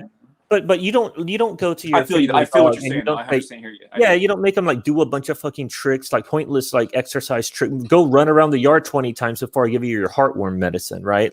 That. But that's what we do with our fucking own people. You'll follow it around to pick up its shit so you can take it to the doctor to get checked out. But if your grandmother was sick and had a number 2 on herself, you wouldn't help clean her up. I saw a TikTok. I'm a healthcare worker, so it really bothers me. The TikTok saying that dogs and cats contribute. I don't know if this is true. Some ridiculous amount to go to fossil fuel emission or to whatever, global warming. I thought that was hilarious. The silliest thing I've heard in a long time. Sounds like some QAnon shit. Well, think about it though. The meat, the food that you're devoting, the meat. I don't know. Maybe that stuff. The food industry, that can be possible. Yeah, because meat in general is just a huge contributor, right? Well, here's Well, my stupid ass was literally thinking about cats and dogs fucking farting. That's what I was thinking. That's just this is what the right does though, is because literally methane emission is a problem with global warming, right? We know that it's a contributing factor, along with a million other things. It's a complex subject, and that's AOC is trying to make it illegal to fart if you're a cow. Exactly, because they don't have a plan. That's the thing. They have zero fucking plan for dealing with global warming. They don't give a fuck about it, and they don't want to talk about it. So they want instead change the topic to the Democrats want to make your hamburgers cost $20 because they want to tax cow farts, and that's all the idiots go running around on that, and it's dude, they literally don't have a plan to prevent our Earth from warming. It's but you can't keep people on message. People fall for it every day. We're gullible. We're a gullible nation that falls for 8-second attention span, and we like new shit. Dude, because of Vines alone, we're dumber. 6 seconds, man. That's why we got to be in the war. We got to fucking fight that war. 1 minute. That's all you get on TikTok. God damn. It's first to the ear. Like it's literally whoever gets the goddamn message out first to the people's ear. That's what they believe. And it doesn't matter how much contradictory, proven, verified information comes subsequent. The vast majority of the people are going to believe the first thing that they heard on that issue. But the algorithm rewards click-through rates. Because here's the thing. They don't give a fuck how they don't make a lot of money for you making a video.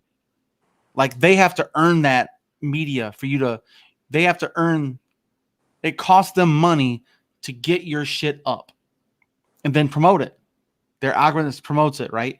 The second we get someone to watch one of our TikTok videos and they click on the next one, which is easy for me, just keep scrolling. So now we are working for them for free.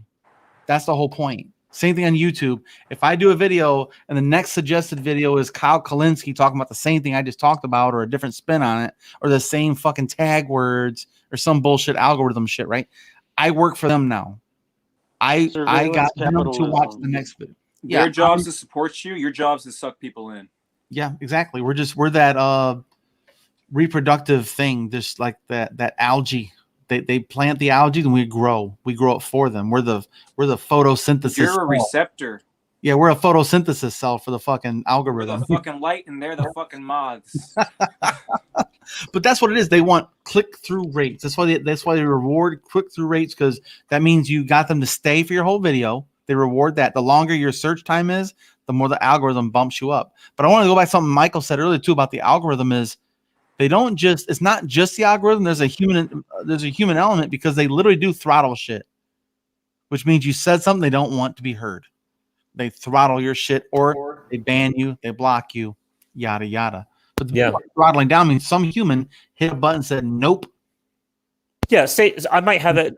I would post the same video to Facebook, Twitter, and TikTok. Okay, I'd make a little fucking meme, funny video, right?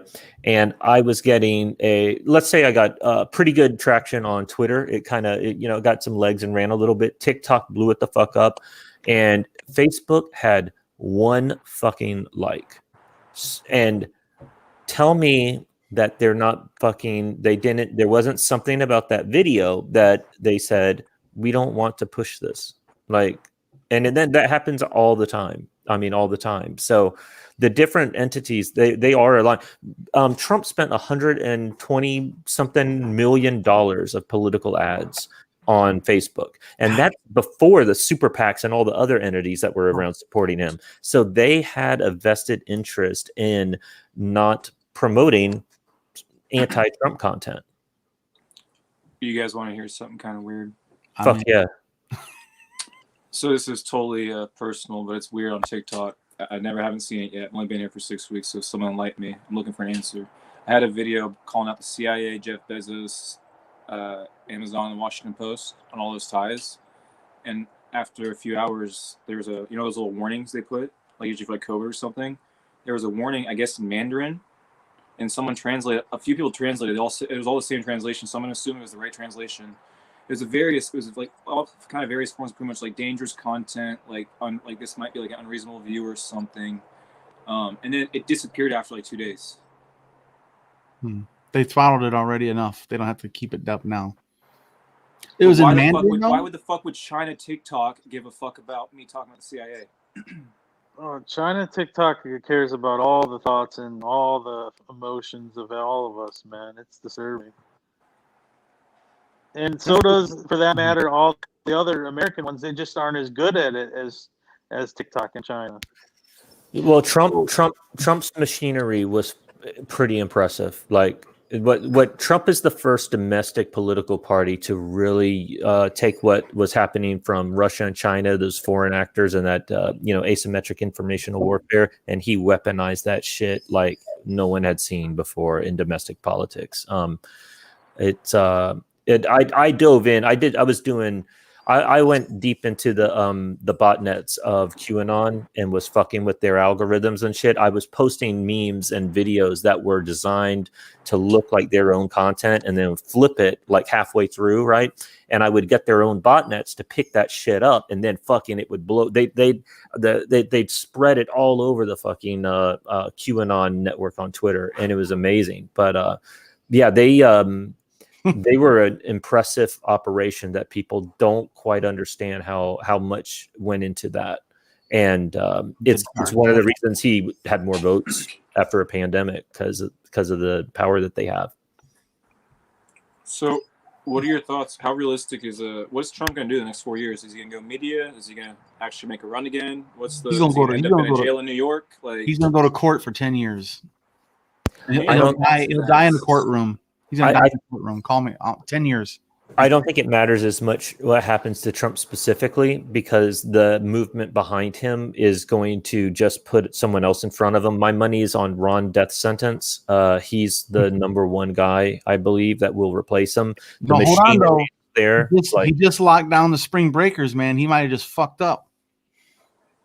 I thought South Florida was locking down despite his. No, he had a public message that says, "Okay, guys, spring break's pretty much over, guys. It's over." Okay, well, I just saw that just about maybe about 6-7 o'clock tonight. I was like, "Oh shit, DeSantis is actually doing some leadership shit." How bad is it really? How bad it's got to be for him? I tell you, he did it after they had riots in Miami. Basically, if you didn't see how fucked up Miami was. I know he kept those beaches open in the spring until they had the lawsuit in the judge's chambers. Like, it was like he was not going to shut them beaches down until we brought lawsuits up, and it was before the judge, and then he said, "Okay, yeah, we'll shut at the beaches." Like, this dude is fucking fascist. Number 2 in training, and he's smarter and more effective than fucking Trump. Be careful with this motherfucker. Like, for real.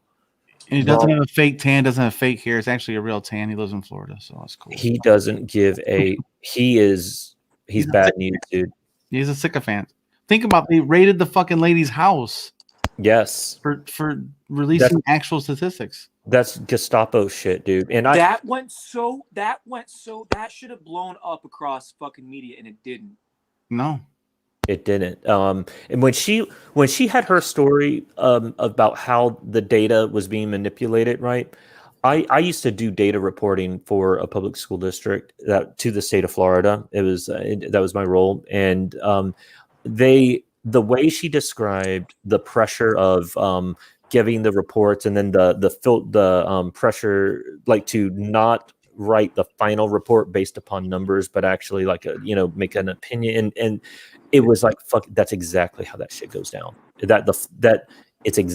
She was, when I saw her give her account, I knew immediately, so that woman is telling the fucking truth, because I know how that shit goes down here. That's fucked up, man. Yeah, dude. That's some legit fascism. We have a Florida. What? Liberate Michigan. When he tweeted "Liberate Michigan," he said there's 3 of them. I think 2, right? Sorry. Yeah, I was upstairs, and I was like just in shock. My wife was downstairs; she was working from home at the same time, and she's like yelling my name. She's like, "What the fuck's going on?" And it's like, I don't fucking know, but this is nuts. Mm-hmm. Literally, his reopening plan, his fucking reopening plan. If you read that reopening plan, it was pretty decent. It had data-driven tiers for reopening and stuff, right? It was like the next day he threw that shit out and was like, "Liberate." Okay, he didn't follow it. Yeah. No, exactly. It was like he put it out there, and then the next day it was fucking fuck that, liberate Michigan. Those militia groups that went to the state houses and shit, that was a dry run for what they were planning. Like, that was a walkthrough plan of how they were going to carry it out. Yeah, dude. In my home state, these motherfuckers don't play. These militia members. I actually took my stimulus check money. I went to a gun shop. I was gonna go buy a pistol, and get my CCW. There was 100 fucking people in there, dude, easily. In one gun shop, none of them motherfuckers had masks on. It was me and like 4 people had a mask on that whole store. I was like, I'm fucking out, dude. I turned around and I was like, fuck this. I'll just order one online, I guess. Shit. I wanted to actually want to practice firing the actual weapon. A 9mm, a 50 rounds of 9mm is $40. It's almost a buck a shot. And same thing for hard drives on a fucking computer. They charge about that. You know how much the military-industrial complex makes off of this shit? I do. I was in When the you military. think- I ordered that shit, dude. It's like 1,000% Ugh. markup. Crazy. 1,000% markup. We have pins, right? Like this is a pin from the hospital I work at. This is a cheap pin. The military is cheaper. Okay. You can go to Office Depot or Office Max in Jacksonville, Florida. I was in Florida in the military. You could order a box of 10 at Office Depot or Office Max, whatever, it's for like $2.99, $3. If you go through the industrial complex ordering scheme, it was like $14.95 for the same 10 pins. And I went to the captain of the ship. I was like, hey, sir, can you tell me which one's from Office Max, which one's from our system? He goes, I know where you're going with this. Don't bother. I'm like, but one is $3, one's $14.95, sir. I could buy 4 to 1. Can't you just give me the cash? I'll just go get it and save money. He goes, no, we can't do it that way. That's the War Dogs. Yeah, yep. Reminds me of War Dogs a bit. Yeah, man. Florida. And that's the thing though. They have a closed network. So it's like Amway for the military. You can only go through their system, and they have like fucking 2 or 3 people required by law to offer the supply chain bids, and they're all the same people. They all go play golf afterwards. Hey, you get it this year, I'll get it next year. And they all make money. Unbelievable, man. One SM-1 missile costs $100,000. And one day in Rosie Roads, which is it's called Roosevelt Roads, an island off of Puerto Rico, we have a bunch of tanks, Humvees, and Jeeps, and blowed out buildings. We just practice shooting missiles at. Literally, I watched these fucking things bounce, man. We blew it up, and you're watching, like, I'm like, damn, they hit that fucker. And that tank went flying. I was like, well, there's 100,000. Here's 100,000. Here's 100,000. And that was the cheap one, the SM-1. That would go 50 miles. The SM-2 would go 100, and you can tack another 50 grand, 150K, to throw a bomb across the sky 100 miles. Okay. What branch were you in? Navy. Cool. And we wasted. Matt, where are you located, by the way? Sorry. West Coast, California. Northern part. Cool. Of course. Yeah. Okay, cool. And where you at, Phony? I'm in Atlanta, but I'm originally from San Diego, and then as a kid I moved to Chicago. Dude, what's the tone in Atlanta now with this Asian hate crime, this massacre they won't label properly? That's so crazy. It happened in my wife's home county, like right where she grew up, and she was shocked. And what's crazy too is in Chicago that same day there was like 15 people shot on the south side. So it's interesting, what gets picked up, what doesn't get picked up, right? Yeah, 15 black people got shot on the south side. Correct. But but one's racially motivated hate crime, and it's I got you. Yeah, no, yeah. I got you. It's crazy. Yeah, Chicago, Detroit. I'm calling it it's domestic motherfucking terrorism by a white supremacist. Absolutely. That's the frame. And any media outlet not saying that is not credible on any of these types of topics. Well, you're going to love the Trickle Up, brother, because we covered it. We called it exactly that yesterday. My dude. That's what we do, man. So on the Trickle Up, I actually do daily news. I do a live stream twice a week, and then we make clips every day. And so I'm inspired by the Young Turks and the Hill to compete with them. Not that I agree with them, but I just want to compete with them. Yeah. Offer the center right, center left points of view if we can, because there's a guy named Dennis in Idaho. He's called Trumper for Yang, and he's legit lifelong conservative. Michael hates his guts, and he hates Michael. This is a tool, dog. I'm telling you. Bring him. I will fucking argue with this dude anytime. But that's the point. I don't want to argue. I just want to bring both points of views and say, okay, this is where we agree, and this is where we disagree. We agree that we should do it because he's a fiscally conservative extremist a little bit, but then he's socially liberal. Like his wife's Hispanic, and he's an LA dude, man. But he's 100% conservative when it comes to money and economics and all that shit. Does he want to shut down the empire? He is a goddamn apologist for the fucking 6. He's apologist for the Trump's actions on the 6, fucking denying that he had anything to do with that shit. He said that he still supports Trump after that shit. Anyone that still supports that motherfucker after the 6, fuck them. That's my take on it. Agree with that either. That's for sure. Here's the fundamental issue with that. Okay, here's what people do not understand. This shit's so simple. Okay, and you have to break it down like this, really, for people, man. It's like, what do elections represent at the most fundamental level? It represents conflict resolution. What path of conflict resolution, right? Resolution, pardon me. So let's say we're all having a disagreement, right?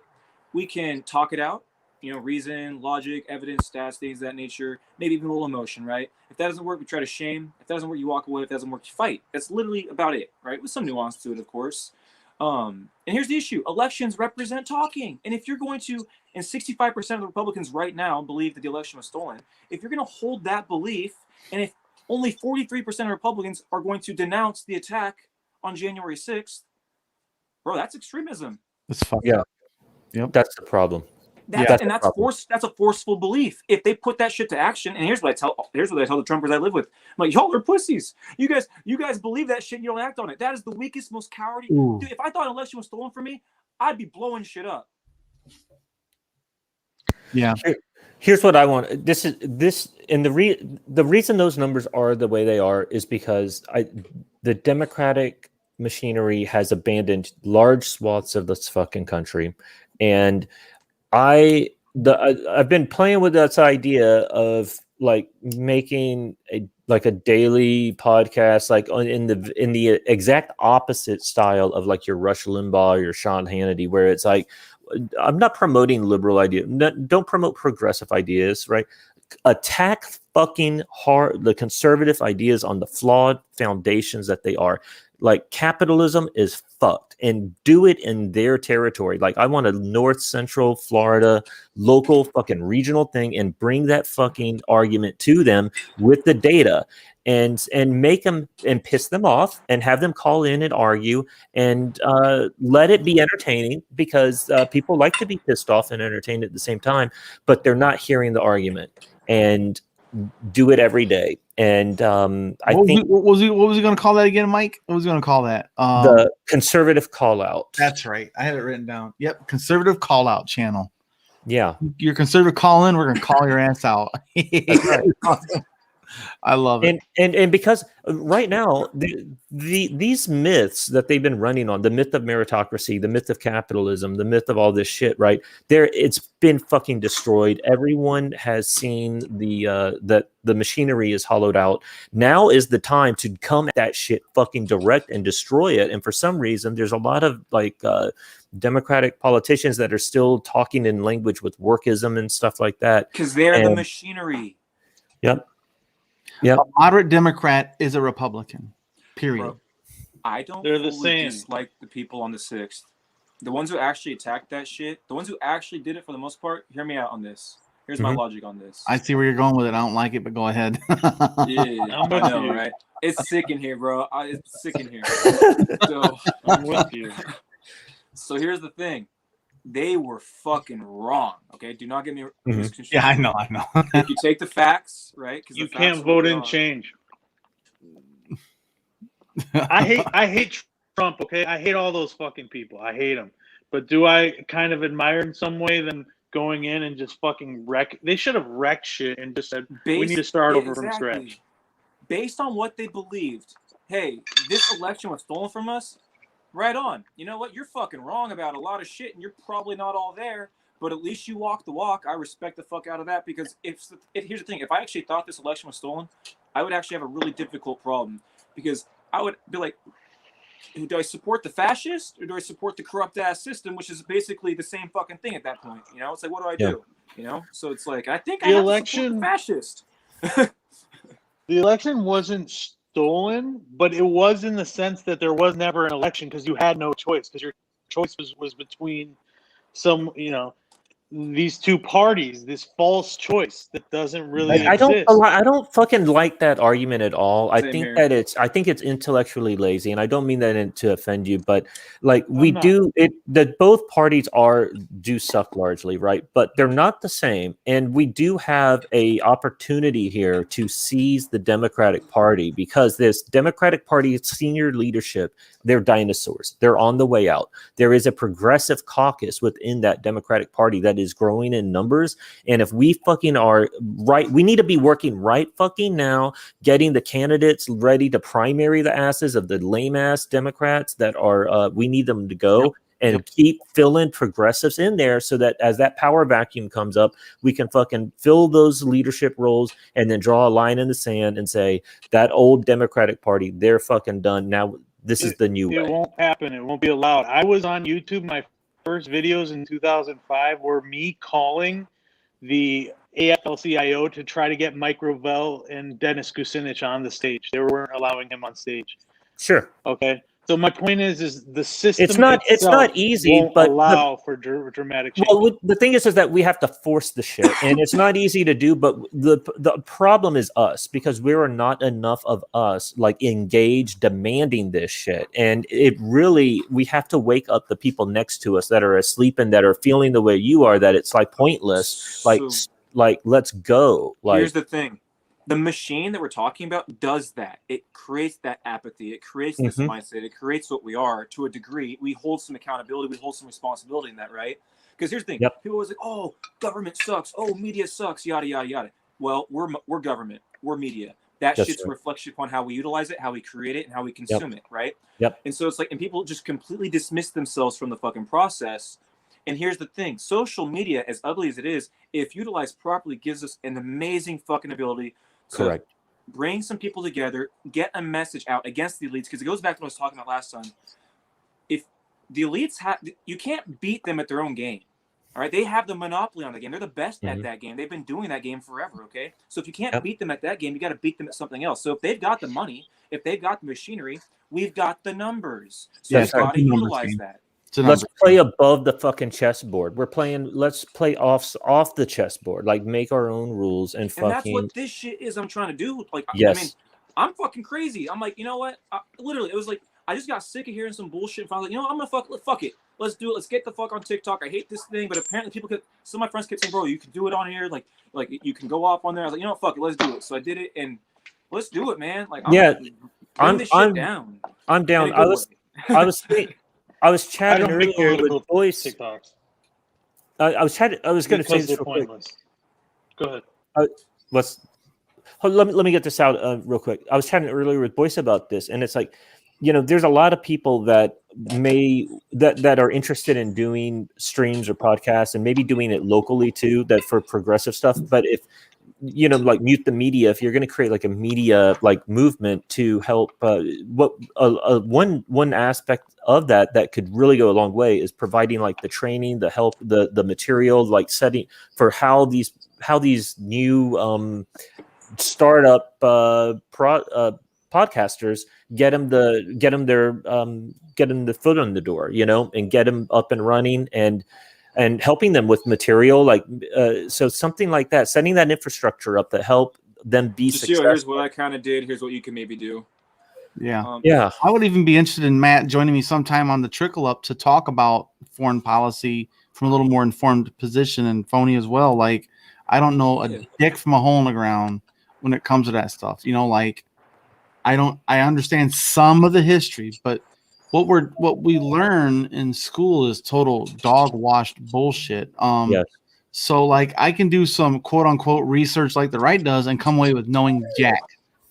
It's a lived experience. That's the most accurate sources. So that's why I say to you two, you guys have vested interest in here. You have personal experience with this. And I think it's you guys are the right type of people to get this information from, to say you both don't agree on everything, but that's worth debating. Mm-hmm. It's cool because we have the same interests there. Like he's a good dude. He knows his shit. Same interests. It's clear. Same macro view, right? Like, right. That's the cool thing. It's the nuanced stuff. So I would love to do like a foreign policy stream where whatever Biden's next policy is, I could bring you guys on and say, okay, let's talk about the Iran section or the Middle East stabilization. He'll give some stupid fucking name, you know. But it'll be like, you know, liberate and freedom, something or other. But I'm a policy wonk, man. I love policies. I read every single policy that Andrew Yang had on his channel, 160 policies. I read all of who's he running against in New York? Maya Wiley. I read all her policies on a live stream. I'm gonna do Stringer next, and what's the other guy's name? there's the top 3 that's behind Andrew. I like to read all their policies and know what we're up against and say, hey, these are good policies. These are okay policies, yada, yada, and just put it all out there. But I think we need to be critical of Biden and everyone. Yeah. Everyone. Absolutely. Because Biden is not, he's a figurehead. Fucking Congress is the problem. Well, dude, that's 100% it. So that's what people don't want to talk about, man. Congress hasn't done shit for 30 years, which has allowed this whole little rule by EO, right? From left, right, left, right, left, right. And to Phony's point, so I was a lifelong conservative up until about 2016, 2017. I started to shift. Trump just completely shifted me off the right. But I had never voted for a Democrat until Joe Biden. And I don't like Joe Biden. I don't like his past. But a lot of baggage. I don't like Joe Biden, but to me, I don't like the whole like both sidesism here because it's like I can work against the corporate status quo, imperialist, because at least there's some sense of order there, right? We kind of know what we got, right? And I can work against that. Problem with Trump is he's pure chaos. He's a pure fascist, and it's like it's just and he's not even smart about it. It's just his ego driving it, right? It's day to day. So to me, it was like I would have voted for a turd over Donald Trump. So yeah. Yeah, I always said I'd vote for a rocking chair. At least I can sit in that motherfucker and get some use out of it. Hey, I wanted to throw this out there real quick too, because talking about current policy, current ways we can move the needle on shit. People are going to be getting these fucking checks in the mail, right? Like people are already getting. I got mine already. Did you? Yep. Fantastic. Yep, 2,800, baby. So this is, I don't know where you all stand on UBI and stuff like that, but I am a fucking huge UBI supporter. And so when this is the time right now that if you believe in that direct cash stimulus, if that check means something to you, there are people out there fighting to make this recurring. And you can look at Income Movement. You can look at Move Humanity Forward. There is a block of block of people in Congress that have signed letters demanding Biden make it recurring. So not all politicians are fucking bad. There are some ones up there fighting for us. And believe it or not, it does not take a large number of people calling and harassing our representatives to move the needle, because most people don't even bother. And if you're one of those people out there that you've never called them and you think about all your friends and family, they've probably never called them either, right? So if you get a small group of people that are fucking like targeted and getting after it, you can get on their fucking radar and actually make a difference. And this is something I think is worth doing.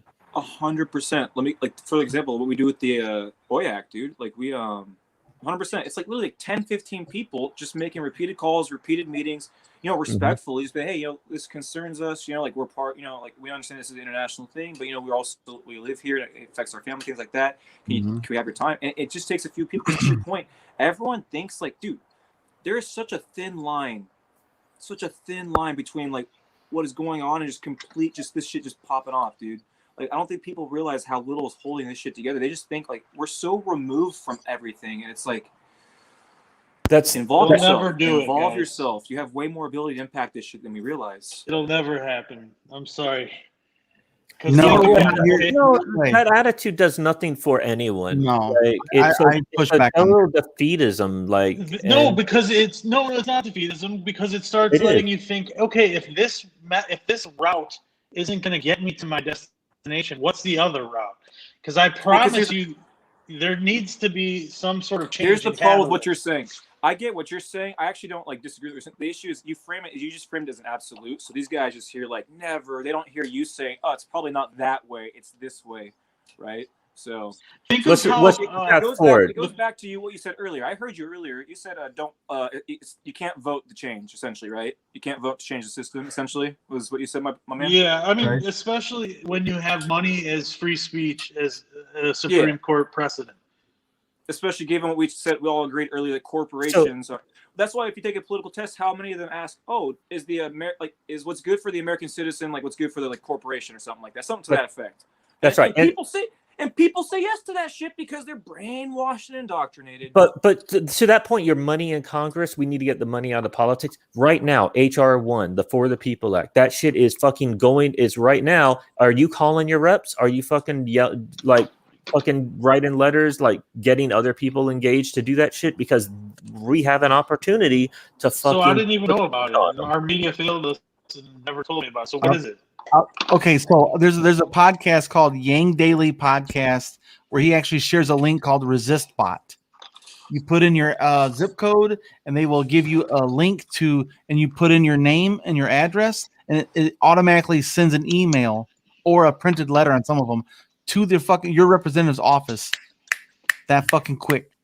Resist Okay, Bot. it's called Resist Bot. If I Google that, I think so, but I know if not, I can give you guys a link later. But but were you asking about the For the People Act? Or he was asking about that.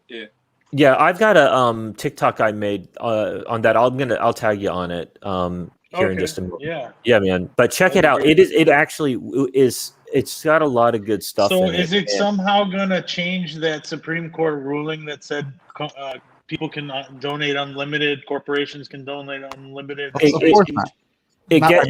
It's supposed to get rid of Citizens United. It's also supposed to add a 6 times multiplier to small individual donations to candidates. So that would help wash out the corporate money that does come in. But it does also attack Citizens United. It does automatic voter registrations at driver's license when you get that. It does community-based districting, so we can get away from the fucking gerrymandering. This is a huge fucking thing that we really have to fucking get past. And here's how you know it's huge. Go ahead. Yeah, go ahead, Matt.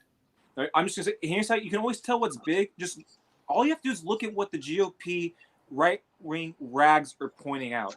And if they're fucking focused on something, at this point, you want that shit, okay? Because they want anything bad for America for the most part, like 80-20 rule, right? Nothing's absolute. And they are going at this shit hard with the typical propaganda. So they will never win another election if this passes, is what they're afraid of. Yes, and they're right. And that you can apply the 80-20 rule. I didn't know about it. I'll pump it up. I mean, if it's really as serious as you're saying it is, and it's commitment to doing that, then I'll pump it out there too. But that's the thing I always say about I shit on Biden a lot. Let's be real.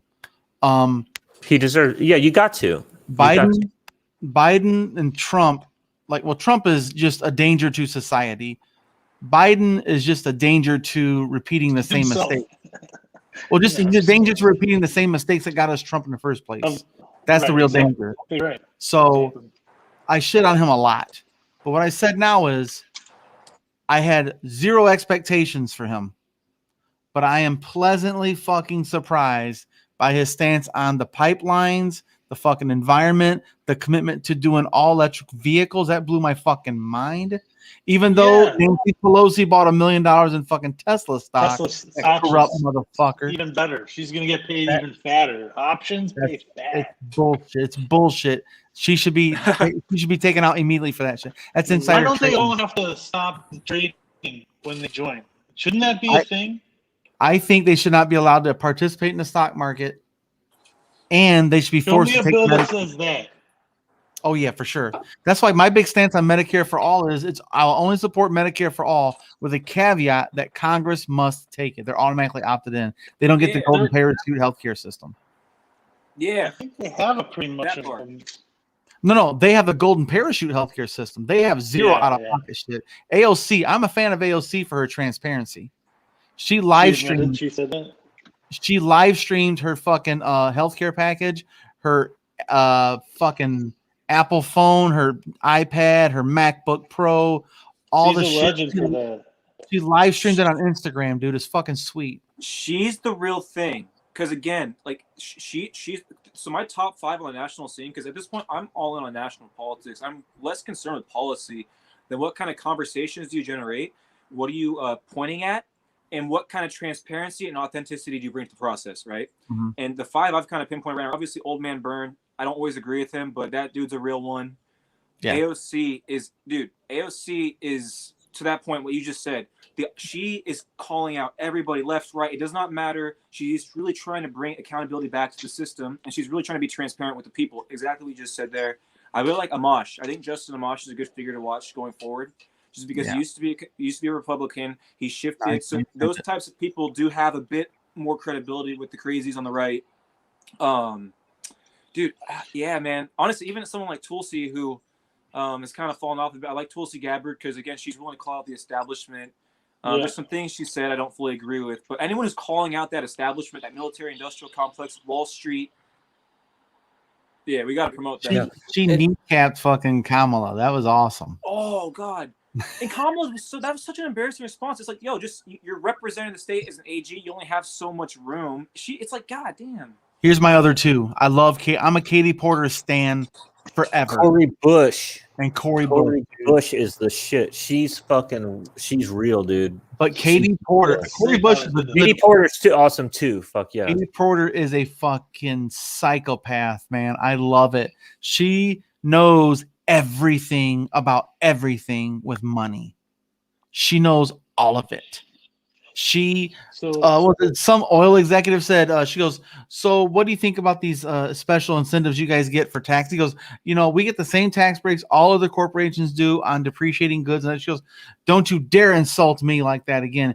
You get special cuts. You can write off 70% of your assets day one. That is a tax advantage. If you'd like to not have that tax advantage, I'll support that bill. I yield back my time. I'm like, oh, baby, I'm a huge fan of her. She's the best. She's so good. Nancy Pelosi or Maxine Waters would not put her on the fucking special counsel for what was it? Some kind of banking regulation. They would not let her get on that one. She's that good. Even the established Democrats are like, she'll expose everything. She is awesome. I wanted to give fucking some recognition to this $1.9 trillion bill that they passed right now. I gave them a fucking ton of shit when that was going through because I think the $2,000 check, it ain't $2,000, it's $1,400. They fucking came back on the minimum wage shit, which we all know that's bullshit too. But if you look at it, 1.9 trillion, the vast majority of that is going to help people, not corporations. And they slid in there under the radar that didn't get a lot of attention, basically a child UBI. They're going to be delivering fucking cash money to people with kids. And I personally believe that shit should go to everyone because that's my belief. But I am not a purist like asshole.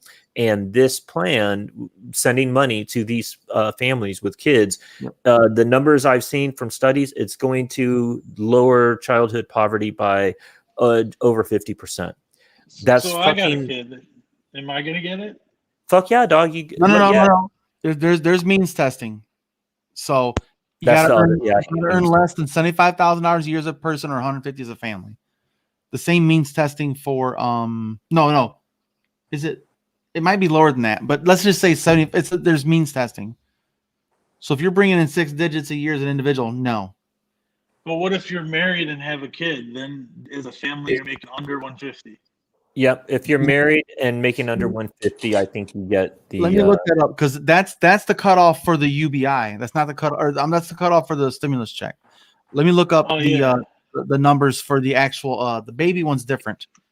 And it's not like a deduction; it's an actual credit. Like you can choose to have it get delivered in a lump sum. That's what I hate. It's all a big scam. Come on, am I gonna ever get anything?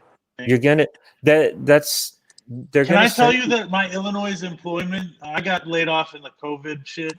I lost unemployment for some dumb bullshit reason in July. I'm still scheduled for a callback. Dude, I mean, the system is like all fake, dude.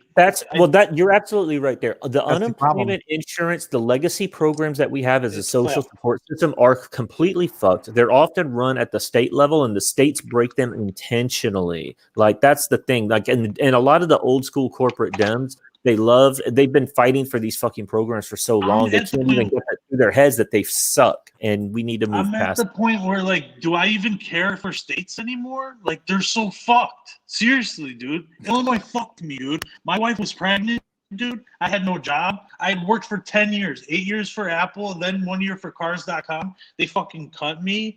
Then finally I got a job, but my point is I had to transfer my 401k. Thank God Trump got that stupid CARES Act or whatever forgiveness for transferring shit into your 401k into cash. Point being is the system's all fake, dude. Even if it's in writing, We'll see. That's right, We'll and see. that's you're absolutely right, and that's why we all have to fucking demand a fucking citizens dividend for everyone. No means testing. It's our right as our share of the economic output of this country that the fucking politicians can't touch. You tax every single economic transaction in a small, fair amount and distribute it evenly to all of us monthly. Period. And we can use that money to benefit our lives however we see fit. Okay, And guys, get the fuck out of the way. in the chat, I put a link.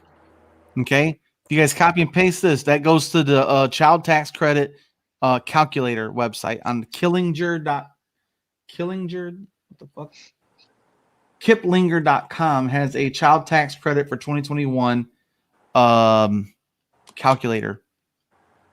You fill that out as a little link. Are you guys seeing the link? It's right here in the comments. I'll put it in a private chat too. That way you guys can get it. I'm sorry.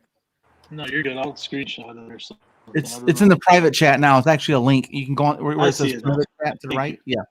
Got it. So you can anyone can go there and just figure out, okay, ask you household information, money and shit. But that'll tell you exactly what you have coming. And I didn't get the last 2 stimulus checks for my child. I have to amend my tax return to get that back now. I didn't know that. I'm still owed $1,200 fucking dollars. Dude, this is how sick this fucking country is they were debating for months, like, how much should it be? What's the cutoff should be, right? They did this shit for fucking months. And the whole time, people are getting kicked out of their fucking homes. And I'm watching videos of people living in their goddamn cars in a Walmart parking lot. And it's just fucking disgusting.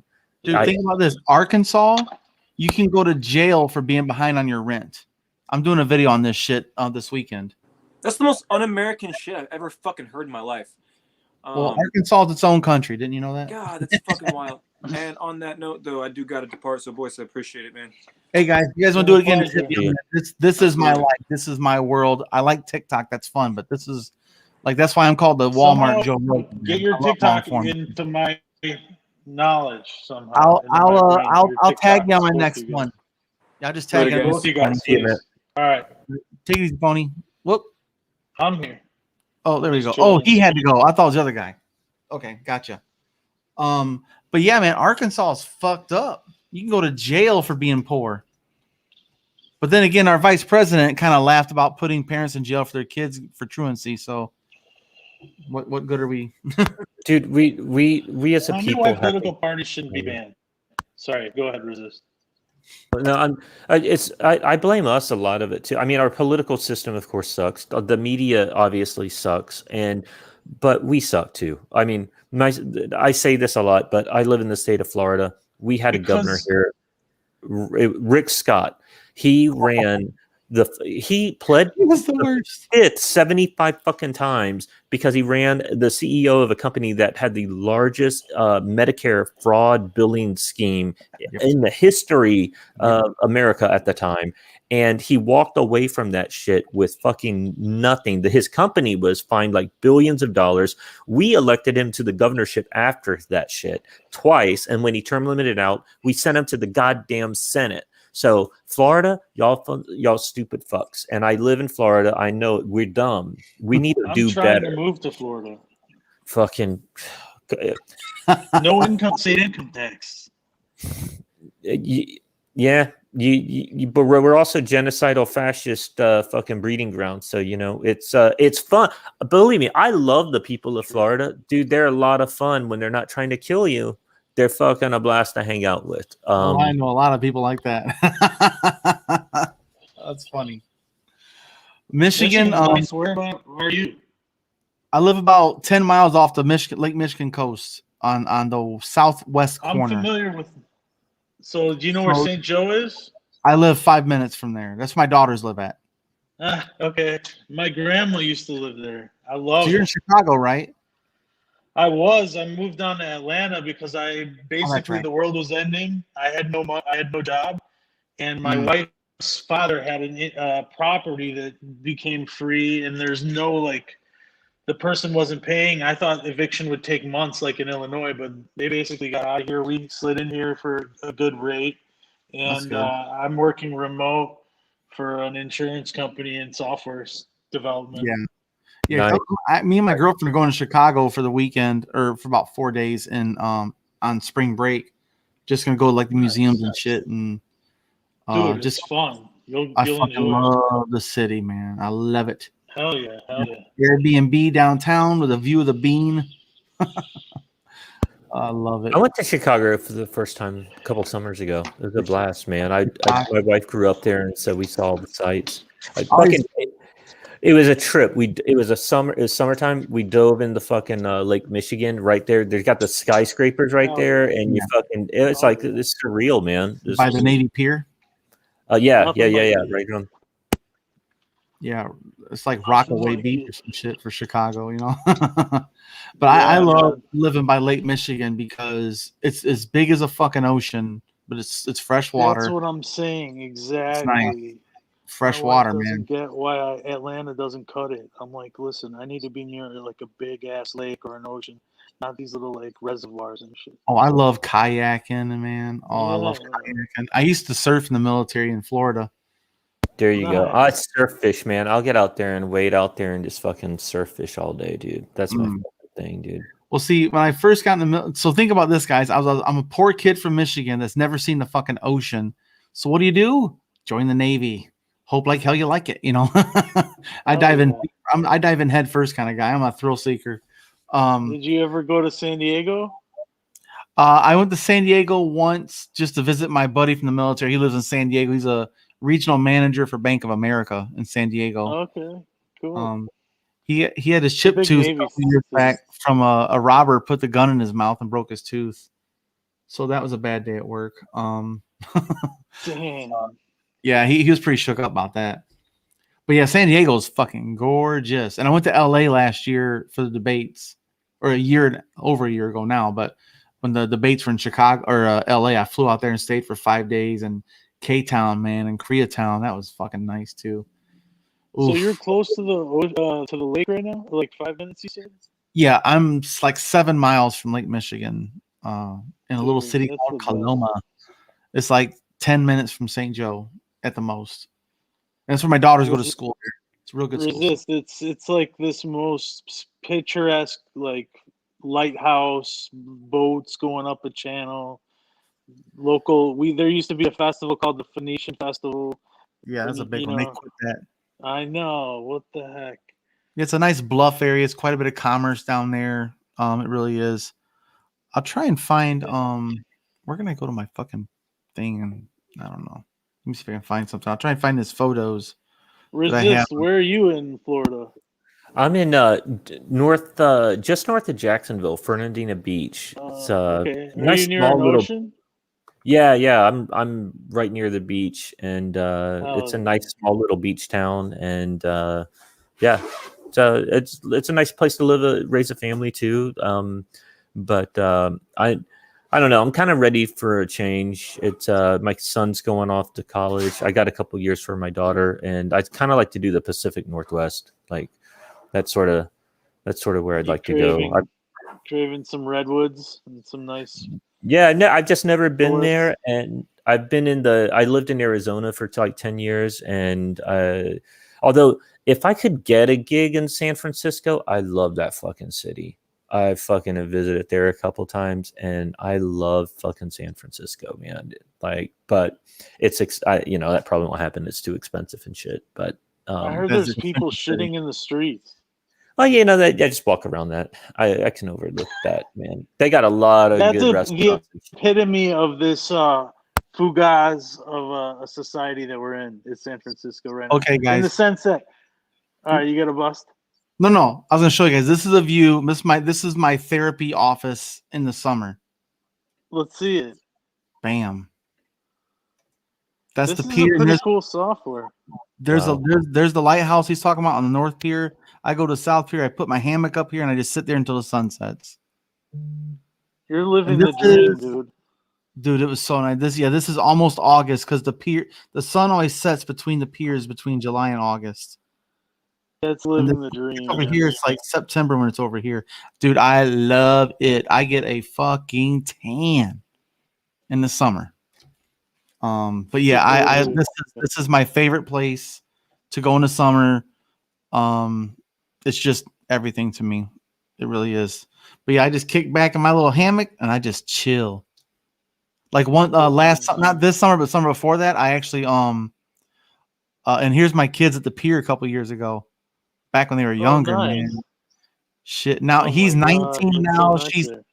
She's 18 now. He's 17 and she's 16 now. This is like 4 years ago. When was Oh this? wow. 2018? 3 years ago.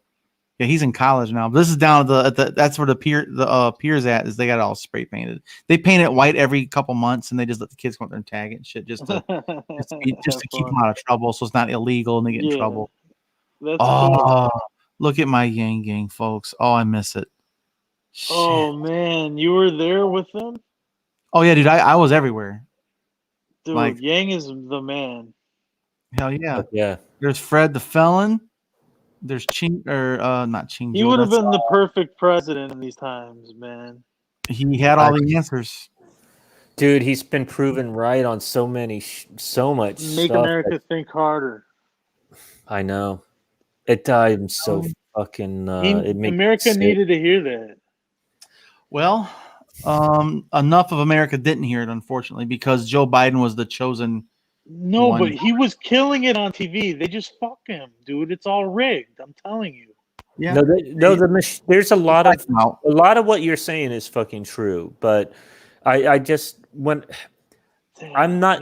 So for me, I got my fucking kids. I got one that's a senior going off to college. I got another one that's in high school, and I understand that there's a lot of bullshit. But I am not gonna fucking just quit on this shit because we're leaving our kids a fucking shit sandwich and they don't deserve it. And even if the odds are stacked against us, man, let's we need to get try more to radical, dude. Shit. Like more amendments. The Constitution needed, dude. If the founding fathers came back, they would say, "Wow, you haven't amended it since 1991." Like, wow, like. They amended it to, there's 28 amendments or some shit. I don't know how many, but dude, we did 27. I believe in both angles at the same time. I don't think that the political system is alone going to be enough. I think you have to have the political system efforts and actions going on because at the end of the day, the solution is going to end up being there. But you have to have the fucking people in the street. You have to have the creative protest. Like we got to get unique and creative about the way we do these. The way that we challenge the system, and you can't. Sorry, I was just thinking about how they're. Go ahead. I was just gonna say there's this. Sometimes I hear this argument about the accelerationism that anything that promotes or continues the status quo is not worth pursuing because we need the pain threshold to get high enough that people bring the pitchforks out and shit. And I just don't agree with that. I think that we need to be smart and creative and like the NBA players when they went on strike right before that playoff game. That's the fucking brilliant shit I'm talking about. Like the stocks, let's fucking seize the means of production by fucking buying all the stocks and taking voting shares of those companies and owning them. Like let's get fucking smart about this shit.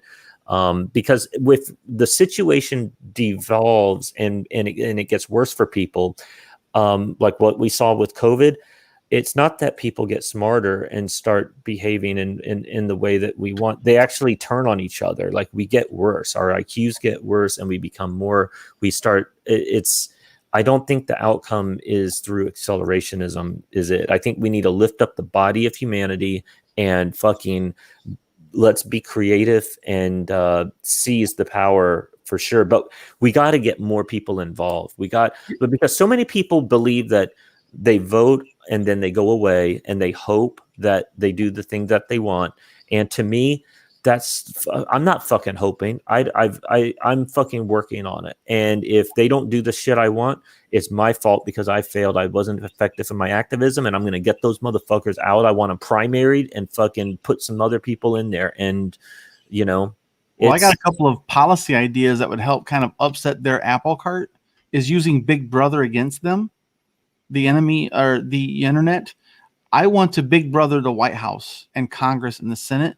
Every single office should be fucking public access live streamed cameras, and their phone calls, discussions on our fucking money should be public record, like some redacted stuff, but like there should be public access to their conversations, these deals.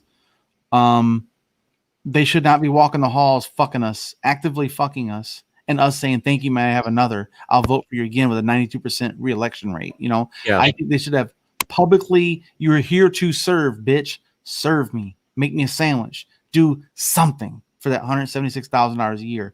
I think there should be a live stream capability from every fucking place in the White House. I like that idea. I Every would place. sign that right now. Even like a body Tell me where to cam. Make the motherfuckers wear a body cam when the super PACs come in. From Wright and Philippus Wright and Phillips to get fucking tobacco promoted, and let's keep cigarettes legal and make it marijuana illegal, even though cigarettes kill more people than marijuana ever dreamed of, and it's addictive. And you know what I mean? Fuck all that shit. Publicly accessed information, video, and audio. Phony Truth. Are you on Twitter at all? Yeah, it's actually, I put the username right here as my exact Twitter handle. That's your Twitter name? Cool. Do you follow our Congress people's fucking Twitter accounts on there?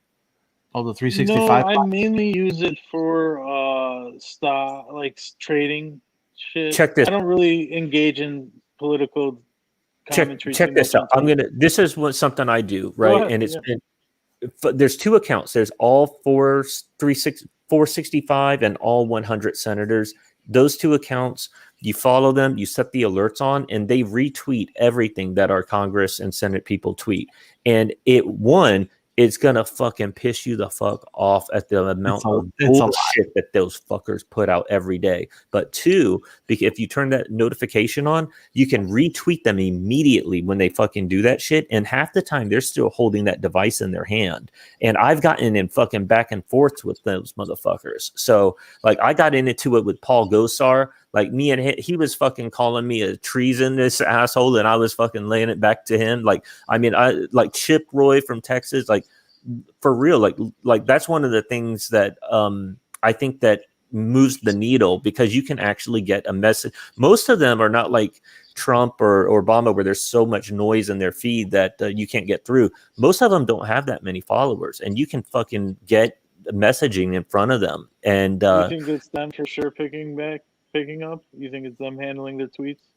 Even if it is assistants that are doing, some of them you can tell it's them. Some of them it's likely are assistants. But if their assistants are getting lit up every fucking day, they're going to hear about that shit too. They're complaining. Can we block this motherfucker? They're like, yeah, I'm so sick of this. Like, don't they just block you and forget, block and delete? I don't think they can. I'm not sure about that. I think the president can't.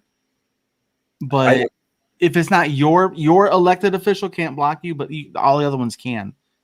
You know what I'm saying? I don't think I've not been blocked, and I have let in. I leave video comments on their shit where I just light them up. I mean, and then you also get their followers, like they're like main supporters. They're seeing your shit too, and so like that's what we got. We got to fucking keep get some engagement. That's pushing that truth out there, man. Hell yeah, man. Hell yeah. It's fun too. It's hell of a fun. But I'll tell you what, guys, this summer I'm going to be doing, because I have this new gear I just bought. So I have this Sony 4K camera and this boom mic, and I have a nice fucking thingamajig over there. What do you call that? And then I have a remote thing I can put on my wrist and turn it on and off and record. I'm going to go to the pier and just set my camera up with a little placard and says, I support universal basic income. Ask me anything. I support Andrew Yang. Ask me anything. HR1. Are you for or against it? Ask me anything. And I'm going to videotape these things and make on the street type of at the pier until the cops come. That's a good idea. But just engage people like that. Content. Well, that's what I'm going to try and do on the Trickle up to our daily news. So in the big picture, once we get COVID under control, which looks like we're going the opposite direction again. This is fucking ridiculous. Michigan cases are up again. Fuck. But I want to do is, like, if we're going to cover an article, let's say we're going to talk about HR1. Okay, Biden's HR1's in the Senate, yada, yada. We can do a little 5-minute video on it and say, well, let's go. Well, hey, yesterday, let's go to this clip I had from yesterday. I talked to Susie Q from blah, blah, blah, Michigan. And they have to sign a release and shit, and says, we asked her about it. Here's a pro, here's a con, and have both people talking about it, usually from a fucking ignorant point of view. But nonetheless, it could be really fucking smart people too. You run into strangers like, I have a problem with this because of A, B, and C. And they can bring up really good ideas, but we can actually have that spliced in. I think that's why it's called The Low. As you can see below me, the show's called The Low because the Young Turks are rich. They're being financed by the DNC now. They get donations from the DNC directly. Yeah, I followed them back when they had 3x4 2 televisions in their set. Right, me too. TV Yeah, I've set, liked them so. for years. But then the Hill is actually in Washington, D.C., rubbing elbows with all the politicians and rubbing elbows with them people in Capitol Hill. The Trickle Up, we're down here in the low with everybody else in the gutter. And so we're just normal fucking people that are somewhat informed and have an opinion. That's it. Like, we're just normal fucking people. We'll get a hold of some experts sometimes. Like, I have a virologist that is a young lady. She just defended her thesis for her PhD in immunology and virology.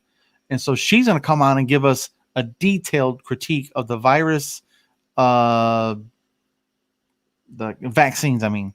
So she was one of the people that actually worked on the first SARS, SARS-1, when she was in the lab. But yeah, like, I want to get experts like her when I can. But other than that, it's just we're gonna ask normal people normal fucking questions, man. Kind of like what was that? Was it Jimmy Kimmel used to do that shit in New York? You go on the street and ask people, and they get some ridiculous fucking answers. But I want to do some shit like that, probably right down there in the pier where everybody's at, getting some sun, and just videotaping some content of some sort. What I'm worried about is one Trump dickhead throwing my shit in the lake, and I'm gonna kill somebody. Oh, You know what I mean? If that happens, I'm gonna beat someone with a fucking tripod.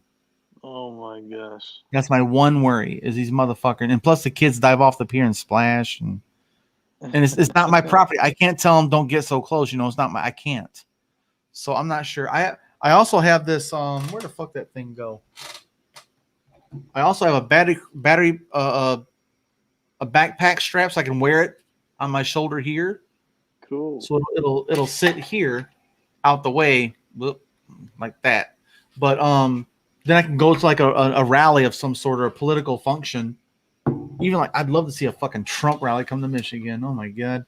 But then interact with people, not having a camera in their face. Like, what do you think? What do you think? Just have a normal thing, and they might even notice it. It'll be inconspicuous. Very much so. But yeah, I'm trying to make better content like that of like real world problems with real world points of view. Dude, I want to see the fucking scenes. I want to see the ugly, up close scenes of poverty, like pushed out into the fucking media, in front of people's faces, because our media it's designed to show us, to gloss over all that shit and show people like happy, smiling, pretty faces. And there's so much pain and suffering all around, and no one fucking sees it because it's not shoved. And I want to see that shit amplified and the stories told, and make people uncomfortable, make people realize that most of us, all of us, are living like one fucking mistake, a health thing, a layoff, whatever it is, from having your fucking financial life ruined. And it's so hard to recover from that shit. And people don't give a fuck because they think that they're all right and they're immune and it'll never happen to them. Well, that's why I say the Republicans are the best politicians, because they convince poor people to vote like they're millionaires. That's the beauty of their secret against their sauce. own interest. Yeah, they vote like they're millionaires.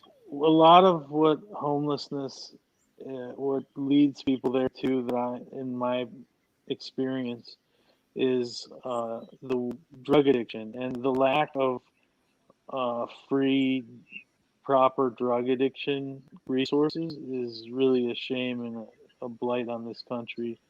That's why I support the Portugal model. Yeah. The Portugal model says legalize all possessions of all chemical substances, period. It's not your fault you're addicted because we've allowed it to happen to you. It's a health issue. Yes, it's a mental health and physical health. And it's a public safety issue too. So we should give people treatment and resources, clean needle injection sites, needle exchanges, whatever it is to keep them safe. You have the freedom to do whatever you want. Like I call it the punch in the nuts policy, right? You have the right, Michael, to punch your nuts. I can't. It doesn't hurt me. It can only hurt you. But you can't punch my nuts. It's true. Right? So that's how I view religion. That's how I view drugs and alcohol any kind of self-harm, you have the right, you have the freedom, but you can't fuck with my freedoms. Like your freedoms end where they infringe on someone else's. Yep. Yeah. Absolutely. That's that's where I see religion. That's where I see government also. There's a great quote on the fucking drug war. It's like, you know, the government is selling weed to pay for housing for inmates that are in prison for selling weed. Like, that's the insanity of our fucking. We live in a goddamn. Everyone's worried about like this future dystopian like world that we're might be moving to, and they don't realize we're living in a fucking dystopian hellscape right now. Like this is it. We're here. Like it's all around us. And well, think about this: heroin is illegal, but OxyContin. Okay, so the government took heroin because it used to be prescribed, like as medicine. Oh, you got a migraine? Here's some heroin. Here's some cocaine. Those are the two. You got problems sleeping? Here's some heroin. You got problems getting up in the morning? Here's some cocaine. Here's some Adderall. Whatever. It was legal until it wasn't, right? So now it's illegal. Well, the government said, damn, that shit really was effective, though. So they took it molecularly at the molecular level. Here's heroin. And they said, boink, took one molecule out, an insignificant molecule that destabilized it slightly, and that's it. And they made it into a pill. Hey, OxyContin, it's legal again. same thing with Adderall. Adderall's meth. Adderall is a methamphetamine. That's right. It's just one side of it, or amphetamine. I lost about 25 friends to that and have my own experience as well. And it's exactly as you described, like prom night, dad's like back pill, like, oh my God. And then it's like, you know, it's a disgusting situation. And you got to wonder how it got so bad, you know, but Money. It's definitely there. Yeah. It's all about absolutely. money. Well, Everything. Purdue Pharma really was pushing the hell out of that one.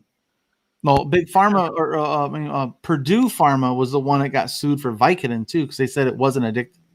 It was not addictive. It's the miracle painkiller is not addictive. That motherfucker was addictive. That's a gateway drug, not marijuana. A gateway drug is a pain pill. Exactly. It's not a fucking marijuana. I did marijuana for 6 months straight. Every fucking day. I blew my knee out and they gave me Tylenol with codeine, made me sick to my stomach and groggy. Yeah. I couldn't function, but I smoked marijuana every single day for 6 months, got through that shit, recovered. And guess what? I said, I'm done. There's no side effects because you're not physically addicted. It's a mental habit. It's not a physical addiction. What is this? Nick, if you are going to have significant people on a program, make sure it is just you and them. Otherwise, you don't have Tom, Dick, and Harry threatened by intelligence talking down to them. Like, what happens? Oh, every time someone like Bill Nye shows up. Yeah. Well, if it's an expert, it's just going to be the expert for an interview, right? It's not a discussion panel then. Everyday people, man, we can sit down and just shoot the shit. That's what we do best. But yeah, guys, I do got to kill it here in a second. Sure, man. Hey, thanks for having us on, man. Dude, we're gonna do it again, man. We gotta bring awareness to the TikTok political activism. Yeah, I'd like to try to get. There's a lot more people on here on this platform that I respect and I've been engaging with. I've learned a lot from, and I think I'd like to help. All of us, co-promote and try to get the messaging out and encourage others to fucking speak up because, the more. If I speak up and I start talking about these issues, then someone else, they get the courage to do the same. We got to get more people fucking that give a shit involved because I reached out to this one guy. I really like his content, but he's a pretty big channel, so he didn't respond. But who was it? Who'd you get? He's got like a mullet.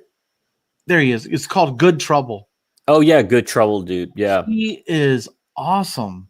Man, Mosquito Jones, I thought was going to come on. Like he said that he's interested. I'm going to keep working him. I was going to call out more specific people, but I had I got an issue with my dog and is in the vet. I took some time before the show before we went live today. But I'm going to keep it. My goal is I'm going to start trying to get into doing it every day, just to keep pushing the content out, and we'll see where it goes. But yeah, there's a couple people on there, man, that are very well. Oh, and the other one I told you about that, I sent you a link to him, right? For the guy with the beard. I think I sent you a DM. Oh, I may not have seen it. Oh, his name's Positive AF. Positive AF. I'll have to check him out. I'll show you guys what he looks like at least. And you know what we can do sometimes? Maybe I ought to do this. Is do one where we just, even if they're not on this fucking stream, like just highlight some of these fucking awesome people and raise awareness for them. This guy right here is a real one right here. Empathy should never be applied to a terrorist. I'm not sure who he thinks he's fooling. It's not me. The subliminal justification is abundant in clarity. That was racism. That was terrorism. That was the same shit a different day. It was a specific targeting of our Asian American sisters. We all need to stand up. We need to stand with our Asian brothers and sisters. We need to do our part to amplify this movement. Stop Asian hate. And he was Dude, pretty much. I like that guy. He does yeah. great fucking content, man. It's just him outside. He's usually just walking around the yard and he makes content. He looks like Opie from Sons of Anarchy, which I also like him for that as well. I'm a huge Sons of Anarchy fan. You guys ever watch that? Either one of you? I couldn't get into it. Oh. I tried, but I didn't.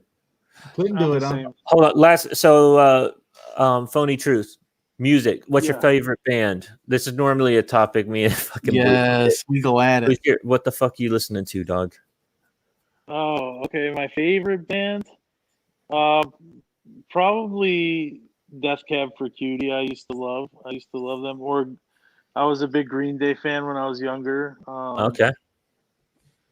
Yeah, I don't know what else. What about you guys? Number one, Rage Against the Machine, 100% for me. Period. Oh, dude, Rage is awesome, man. Period. Dude, they're the greatest. They're fucking. We were talking about how their tour last year got canceled. They got dates set this year, dude. I think they're counting on fucking COVID being cleared out. You need to get back. You need to go look. They got fucking the dates are out right now. I'm googling right now, bro. Yeah, dog. Wait, is Rocha or whatever Zach Rocha? He's coming back as a singer. Oh wow. Yep. They've got I think it's like a dozen dates around the country. So yeah. Love Rage. Oh, yeah. Fuck up. Near Chicago? They're coming to Chicago on July 12th. Dude. Oh, hell yeah. I might have to go back home for that one.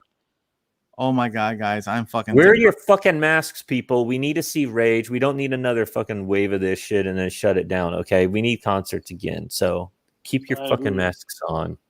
Oh man. The cheapest ticket is $138.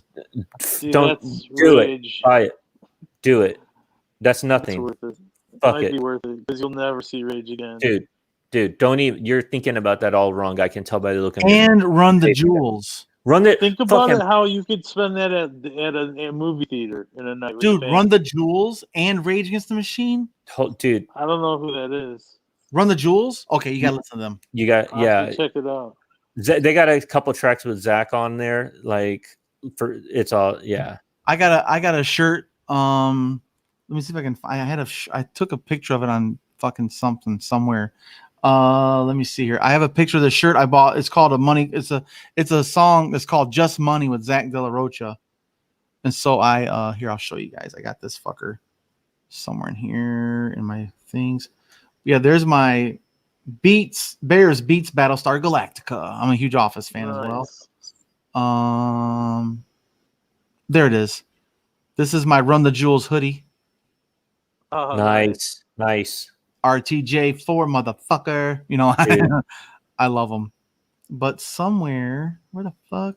Maybe it's in albums. Well,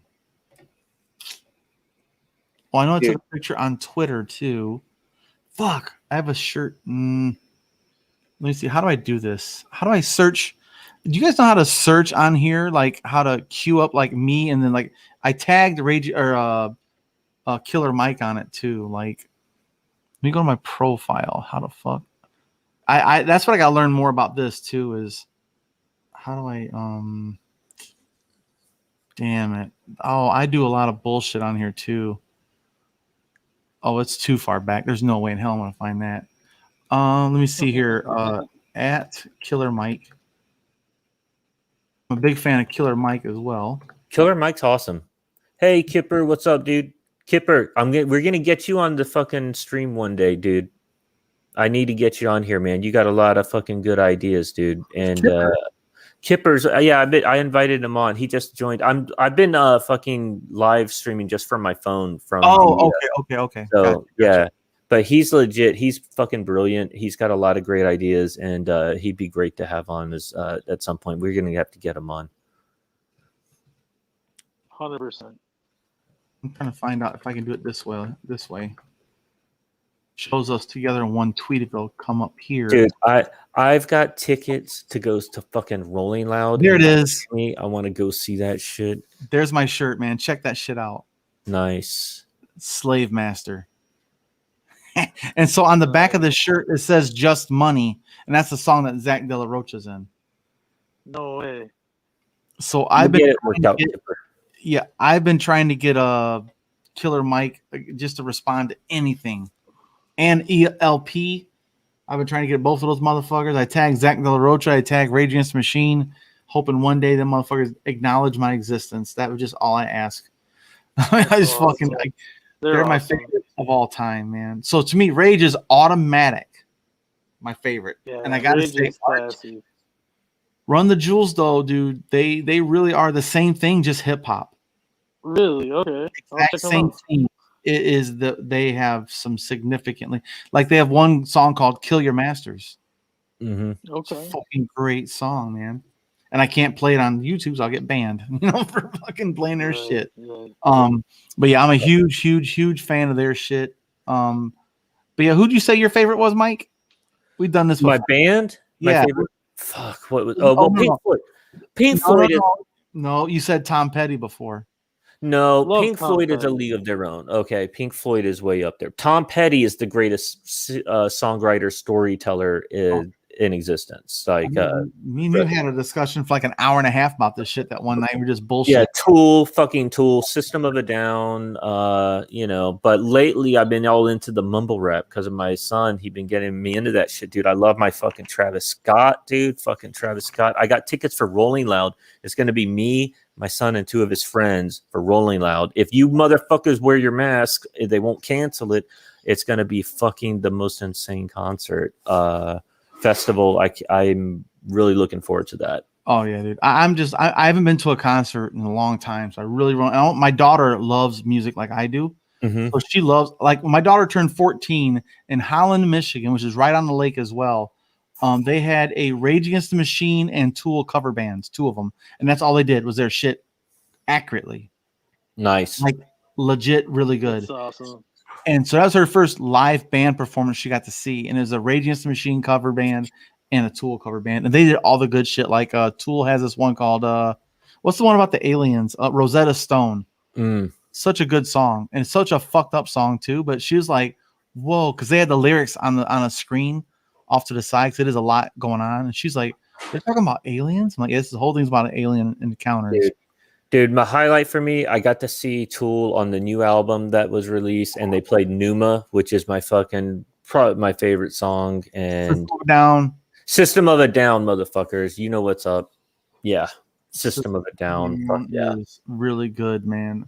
I just love music. I don't do country. Like I can only do the Johnny Cash, John Prine, Guy Clark country, something like that I can get into, but like pop country, I'm not. For me, it's Johnny Cash or Go Fuck Yourself. That's it. Yeah. Johnny Cash or Go Fuck Yourself. That's right. That should be a t-shirt. I'll make a t-shirt. Mindful Skeptics Podcast. Johnny Cash or Go Fuck Yourself. I like that. I like it.